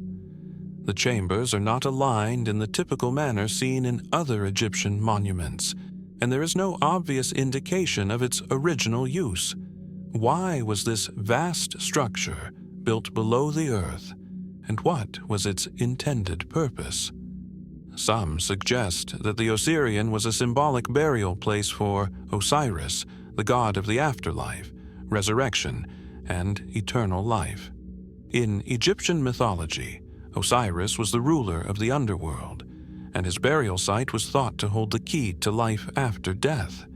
Abydos itself was a site of great religious importance, a place where the dead were believed to travel in the afterlife, and where Osiris was thought to have been buried. It is possible that the Osirion was constructed as a sort of symbolic representation of the tomb of Osiris, built to honor him and to serve as a spiritual passage for the souls of the deceased. Yet, while this theory seems plausible, it does not fully explain the strange construction of the Osirion. The structure's age, its position below ground, and the advanced precision of its stonework raise questions that remain unanswered. Some scholars speculate that the Osirion could predate Seti I by thousands of years, perhaps even belonging to an unknown civilization that once inhabited the Nile Valley before the rise of the dynastic Egyptians. Could it have been constructed by a people with knowledge and techniques lost to time? The idea of an advanced civilization existing before the Egyptians is controversial, yet the mystery of the Osirion invites such speculation. The question of age is central to the mystery of the Osirion. Radiocarbon dating of some of the organic materials found in the structure suggests that parts of the site may be far older than traditionally thought, possibly dating back to the Pre-Dynastic period, long before the time of Seti I, and even before the rise of the first pharaohs. Some have argued that the site may be the work of an ancient culture whose existence has been erased from history. Could the Osirion be a remnant of a lost civilization that predates Egypt's recorded history? And if so, what happened to that civilization? And why is there so little trace of it left? Compounding the mystery is the structure's strange alignment. Unlike many other ancient Egyptian temples and monuments, which are carefully aligned with celestial events or specific points of the compass, the Osirion's alignment does not conform to any known astronomical or geographical system. This has led some theorists to suggest that the site might have had a different kind of purpose, perhaps a purpose that cannot be understood through the lens of traditional Egyptian religious practices. Some even propose that the Osirion could have been a place of advanced knowledge, housing sacred wisdom or hidden technologies that the ancient Egyptians were either unaware of or had long since lost. Could the structure have once contained information about the stars, the planets, or other cosmic phenomena, knowledge that has since been forgotten or deliberately hidden? The question remains tantalizingly open. Perhaps one of the most striking elements of the Osirion is the presence of enormous stone blocks, some of which are so large that it would have been nearly impossible for ancient Egyptians to move them with the technology they are believed to have had. How were these massive stones transported and lifted into place? Some have suggested that the advanced engineering of the Osirion points to a forgotten technology or an unknown source of knowledge. Others wonder whether this precision and scale could indicate the influence of external forces, perhaps even beings from another world, a theory often entertained by proponents of ancient astronaut theory. But the possibility of extraterrestrial influence is not something scholars readily accept, and there is little concrete evidence to support such claims. Still, the mystery remains. If not extraterrestrials, then what? Could the Osirion have been built by an ancient civilization whose abilities were far beyond what we currently understand about the early Egyptians? As the years go by and technology advances, new methods of investigation continue to be applied to the Osirion. Ground-penetrating radar, advanced imaging techniques, and even DNA analysis of the surrounding soil are all tools that may one day reveal new clues. Yet, for now, the Osirion remains as it has for centuries, an enduring mystery, a testament to a time long past, yet somehow not fully understood. Was the Osirion built by the ancient Egyptians, or does it represent the work of an unknown civilization that preceded them? Was it a tomb for Osiris, a temple for the gods, or a structure of entirely different purpose? The answers are hidden within the vast walls of the Osirion, waiting for the right moment to be revealed. Until then, the mystery remains, inviting us to wonder what secrets may still be concealed beneath the sands of Abydos. Aswan, a city that rests on the banks of the Nile, is not only known for its striking landscapes and monumental dams, but also for a peculiar and incomplete relic of Egypt's ancient past, the unfinished Obelisk. Situated in a granite quarry to the north of the modern city, this massive structure lies half-carved, abandoned in a moment of incomprehensible cessation. The obelisk, which could have been one of the largest ever constructed, remains an enduring enigma, provoking questions about ancient Egyptian engineering, labor, and the untold stories of those who worked here. The unfinished obelisk measures over 40 meters in length and, had it been completed, would have weighed an astonishing 1,200 tons. Today, it lies half-formed, its base still anchored to the surrounding rock, a giant silhouette against the desert horizon. The marks of ancient tools are visible on its surface, deep grooves carved by chisels and hammers, but its sharp, defined edges stop abruptly, leaving the work incomplete. This is no ordinary artifact. The very fact that it was abandoned in such a state calls attention to something deeply mysterious, a glimpse into a moment in time when the construction of monumental works simply ceased. The story begins here, in the quarries of Aswan, which were famed in antiquity for providing the bulk of Egypt's stone for monumental structures, pyramids, temples, and obelisks alike. Granite, a hard and durable stone, was sought after for its resilience and its ability to withstand the test of time. The obelisk, standing unfinished in its quarry, was meant to join the long line of other towering stone pillars that dotted Egypt's temples, many of which still stand today in full glory. But why was this one left behind? And more importantly, why was it never finished? Mainstream explanations suggest that the obelisk was abandoned due to complications during its construction, perhaps a fault in the granite, which caused cracks to form as the workers carved deeper into the rock. The surface of the stone shows clear evidence of large fissures, which some believe led to the obelisk's abandonment.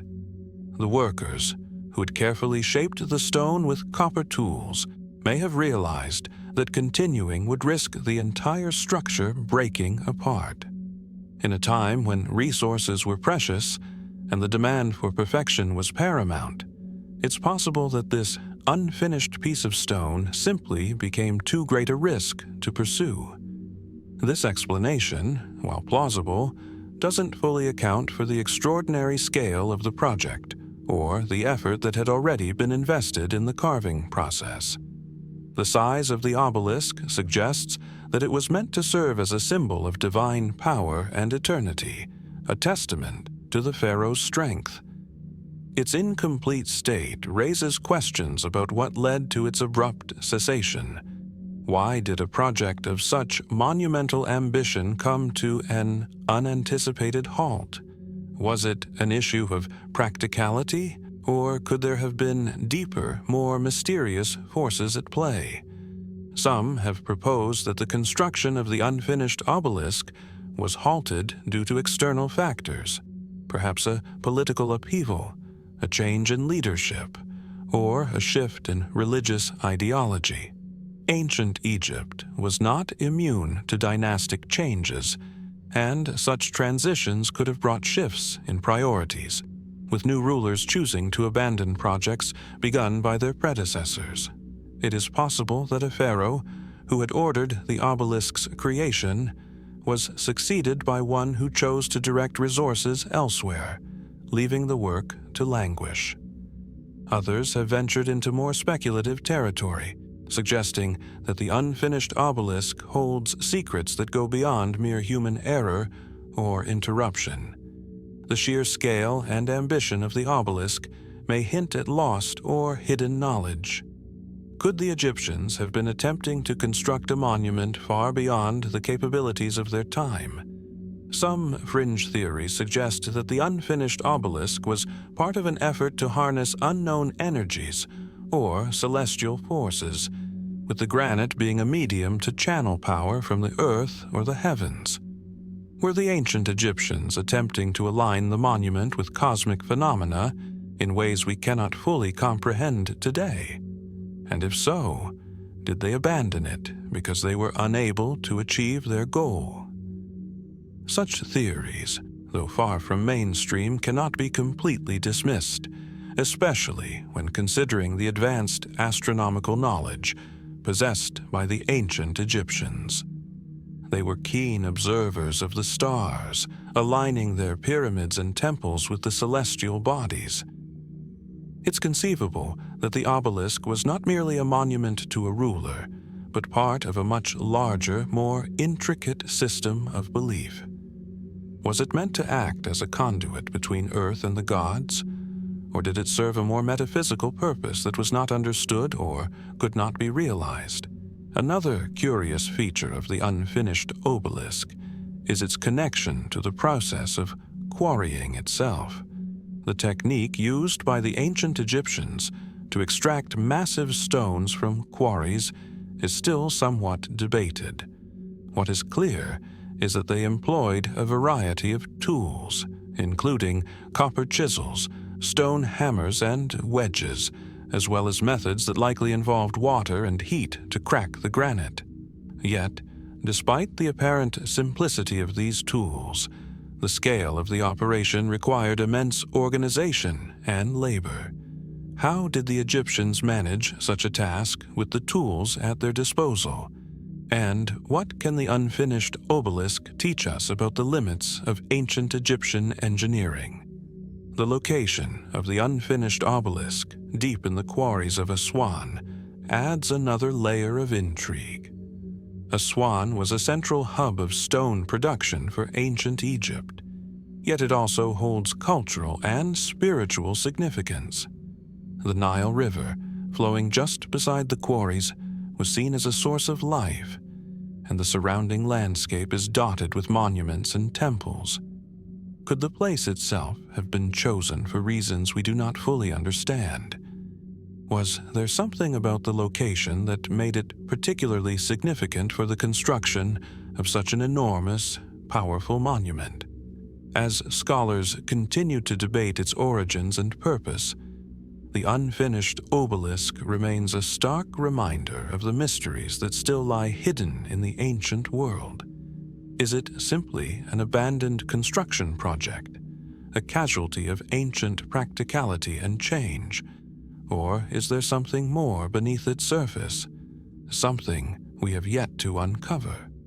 The unanswered questions linger, leaving us to wonder whether there are still secrets to be found in the quarry, buried in the very stone that was meant to become one of Egypt's greatest monuments. In the quiet of Aswan, the unfinished obelisk stands as a silent sentinel to a bygone age, its mystery unyielding, its story incomplete. What, if anything, will the sands of time reveal in the future? Only time, and perhaps new discoveries, will tell. Until then, the mystery of the unfinished obelisk continues to intrigue, inviting speculation and reflection on the unknown histories of ancient Egypt. In the annals of ancient Egypt's history, few places are as elusive and as intriguing as the lost land of Punt. Mentioned in the inscriptions of pharaohs and depicted in the artwork of tombs, Punt is shrouded in mystery. Its exact location never definitively established, and its identity subject to centuries of speculation. Yet despite this veil of uncertainty, it holds a special place in the stories of Egypt's golden age, an exotic land famed for its wealth, strange flora and fauna, and the tribute it offered to the great rulers of Egypt. The land of Punt is often described as a land of abundance, a paradise where the riches of the earth flowed freely. The Egyptians spoke of Punt as a distant, mysterious land to the south, but the exact geographic location has eluded historians and archaeologists for millennia. Some believe it was located in what is now modern-day Ethiopia. Others suggest it could be found on the Arabian Peninsula, and still others theorize that Punt was somewhere along the coasts of the Red Sea, or even farther afield, perhaps as far as Somalia or Sudan. The diversity of theories reflects not only the ambiguity surrounding Punt's exact location, but also the allure it has held for generations of scholars, explorers, and adventurers. The earliest Egyptian records of Punt date back to the Old Kingdom, and they continue to appear throughout Egypt's history, including the reign of Hatshepsut in the 15th century BCE. It is during her reign that the most famous and detailed account of an expedition to Punt was recorded. In the mortuary temple of Hatshepsut at Deir el-Bahari, reliefs depict a grand trading mission, showing ships laden with the riches of Punt, incense, myrrh, ivory, and gold, arriving in the Egyptian harbor. The carvings offer a glimpse of the trade relations between Egypt and this enigmatic land, but they also raise a number of questions. Who were the people of Punt? What made their land so prosperous? And how was such a remote and exotic place able to sustain such a significant exchange of goods? The reliefs also depict the curious nature of Punt's people, often described in Egyptian texts as having fragrant skin and wearing distinctively strange clothing, perhaps suggesting that they were both culturally and physically different from the Egyptians. This idea of Punt as a mysterious, almost otherworldly place, teeming with wonders unknown to the Egyptians, makes it a subject of both fascination and frustration. The Egyptians themselves seem to have treated their interactions with Punt as extraordinary, a unique event in their trading history. But the mystery deepens. Why was the location of Punt never clearly defined? Why did Egypt's great kings, despite their expansive conquests, never seem to bring Punt into the fold of their empire? Scholars have long speculated that Punt was not simply a land of trade, but a kind of mythical or semi-mythical place. Some even go as far as to suggest that the Egyptians might have exaggerated or embellished their accounts, making Punt seem like a land of unearthly treasures to elevate their own achievements. Others contend that Punt could have been a trading partner whose real location is buried in time, lost to the winds of history as Egypt's dominance over the region waned. Despite the intrigue, the evidence remains tantalizingly vague. As Egyptologists have pored over ancient records, few physical artifacts have been definitively linked to Punt. Some have suggested that the famous incense and exotic goods from Punt might have actually come from regions much closer to Egypt, such as the Horn of Africa or parts of Arabia. Others argue that Punt could be the origin of more elusive and intangible items, like the incense and oils that were of great importance in Egypt's religious rituals. These items, imported from far-off lands, may have held a sacred, almost mystical significance for the Egyptians. Could the sacredness of these objects explain the reverence with which Punt was held? The sheer wealth of the goods traded with Punt, the gold, the ivory, the incense, suggests that this was a place of great prosperity. However, the lack of direct evidence leaves us with only tantalizing clues. Where did all these riches come from? Was Punt simply an intermediary, a place where goods from even farther regions were brought together and traded? Or was it, in fact, a land of incomparable natural abundance? One of the more speculative theories suggests that the Egyptians were not simply trading with the people of Punt, but that the land itself possessed unique qualities, perhaps even extraordinary capabilities. Was Punt a region known for its healing properties, its ability to transform certain natural materials into valuable substances? Could it be that Punt was a place where mystical or even extraterrestrial knowledge was stored, and the Egyptians, in their quest for divine favor, sought out the land's secrets? There are those who point to the strange depictions of Punt in Egyptian artwork, showing bizarre, almost fantastical animals and plants, as evidence that Punt could have been more than just a trading partner. Some have suggested that the people of Punt had access to knowledge that the Egyptians could not comprehend, knowledge that might have been lost when the land was eventually forgotten. Could Punt's eventual disappearance from Egyptian history be tied to the loss of this knowledge, or perhaps to a natural disaster that wiped out its wealth and population? But the most persistent question remains: if Punt was so important, so rich in resources and trade, why does it disappear from the historical record so suddenly?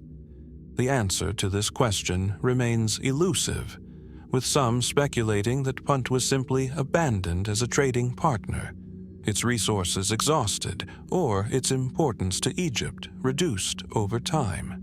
Others suggest that the land could have experienced some kind of cataclysm, a collapse brought about by internal strife or external pressures.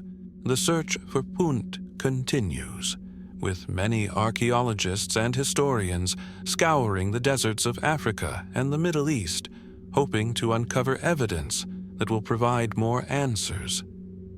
But as of now, Punt remains as it has for millennia, a mysterious, almost mythical land, whose treasures have long since disappeared from the memory of history. Whether it was a real, geographical place or a representation of something more mystical and symbolic, the mystery of Punt continues to captivate the imagination of all who seek to understand the lost world of ancient Egypt. As we contemplate the history of Punt, we are left with a sense of wonder. What did the Egyptians truly find there? And what secrets could this land have held? Was it simply an exotic trading partner, or did Punt hold deeper, more profound significance? The answers may never be known, but the allure of the lost land of Punt remains an open question, one that continues to spark the curiosity of those who seek to uncover the forgotten corners of our ancient past. As we delve into the ancient mysteries of Egypt, one name looms large over its history: Imhotep. Revered not just as a physician, but as a polymath, architect, and high priest, Imhotep's legacy is tied to one of Egypt's most remarkable achievements, the step pyramid of Djoser at Saqqara. His genius in design and his contributions to medicine, architecture, and religion earned him a status that reached far beyond his lifetime, transforming him into a figure of mythic proportions. But there remains one glaring enigma that continues to haunt Egyptologists: the missing tomb of Imhotep. Imhotep's reputation transcended the mortal realm, and he was eventually deified, worshipped as a god of healing and wisdom. Statues of him have been found throughout Egypt, his name etched into the walls of temples, and his contributions chronicled by later generations.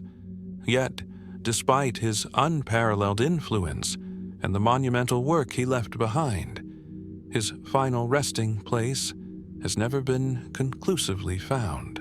For centuries, historians have scoured Saqqara, the site of his architectural masterpiece, and the surrounding areas, but the tomb that should mark the grave of one of ancient Egypt's greatest minds remains elusive. Imagine standing at the foot of the step pyramid, the first of its kind, its towering structure rising out of the sands of Saqqara, like a colossal sentinel guarding the secrets of the past. This monumental structure was designed by Imhotep for Pharaoh Djoser during Egypt's Third Dynasty, a symbol of architectural innovation and the ambition of a civilization on the cusp of greatness. As you stand there, the wind stirs the dry earth, and the silence is almost overwhelming. It's easy to feel that the land holds something beyond its stones and dust, something hidden, just out of reach. Could Imhotep's tomb be one of those hidden treasures? A missing key that might unlock further secrets of the man himself? The records we have of Imhotep's life are sparse, but incredibly valuable. He was not only a chief architect, but also an advisor to the king, a priest, and a scholar. His contributions to Egyptian medicine were considered so advanced that he was later deified as a god of healing, worshipped by those who sought his wisdom in times of illness and despair. The reverence he commanded from both his peers and future generations is unparalleled in ancient Egypt. He was one of the few individuals whose name was immortalized in the annals of history, his legacy as an architect and healer cemented forever. However, despite this towering legacy, the actual location of Imhotep's tomb remains one of Egyptology's great mysteries. Egyptologists have long speculated that his tomb lies somewhere in the vicinity of Saqqara, where his most famous work stands. There have been several digs, with teams scouring every corner of the site in search of clues. Saqqara, an ancient necropolis, is known for its vast array of tombs, ranging from pyramid complexes to smaller, more modest burial sites. Yet, even with the wealth of archaeological data and advanced technologies at their disposal, no definitive tomb for Imhotep has ever been located. The lack of a tomb raises more questions than it answers. Why hasn't Imhotep's tomb been found? Could it be that the tomb was purposely hidden to protect it from tomb robbers, as was common in the ancient world? Or could it be that it was never meant to be found in the first place? Perhaps it was not located in Saqqara at all. Some scholars have proposed that his final resting place might lie elsewhere, hidden in plain sight, or obscured by centuries of changing landscapes and shifting sands. Adding to the intrigue, some theorists suggest that Imhotep's tomb may have been lost to the ravages of time and the erosion of history. Was his tomb, like so many others, looted long ago?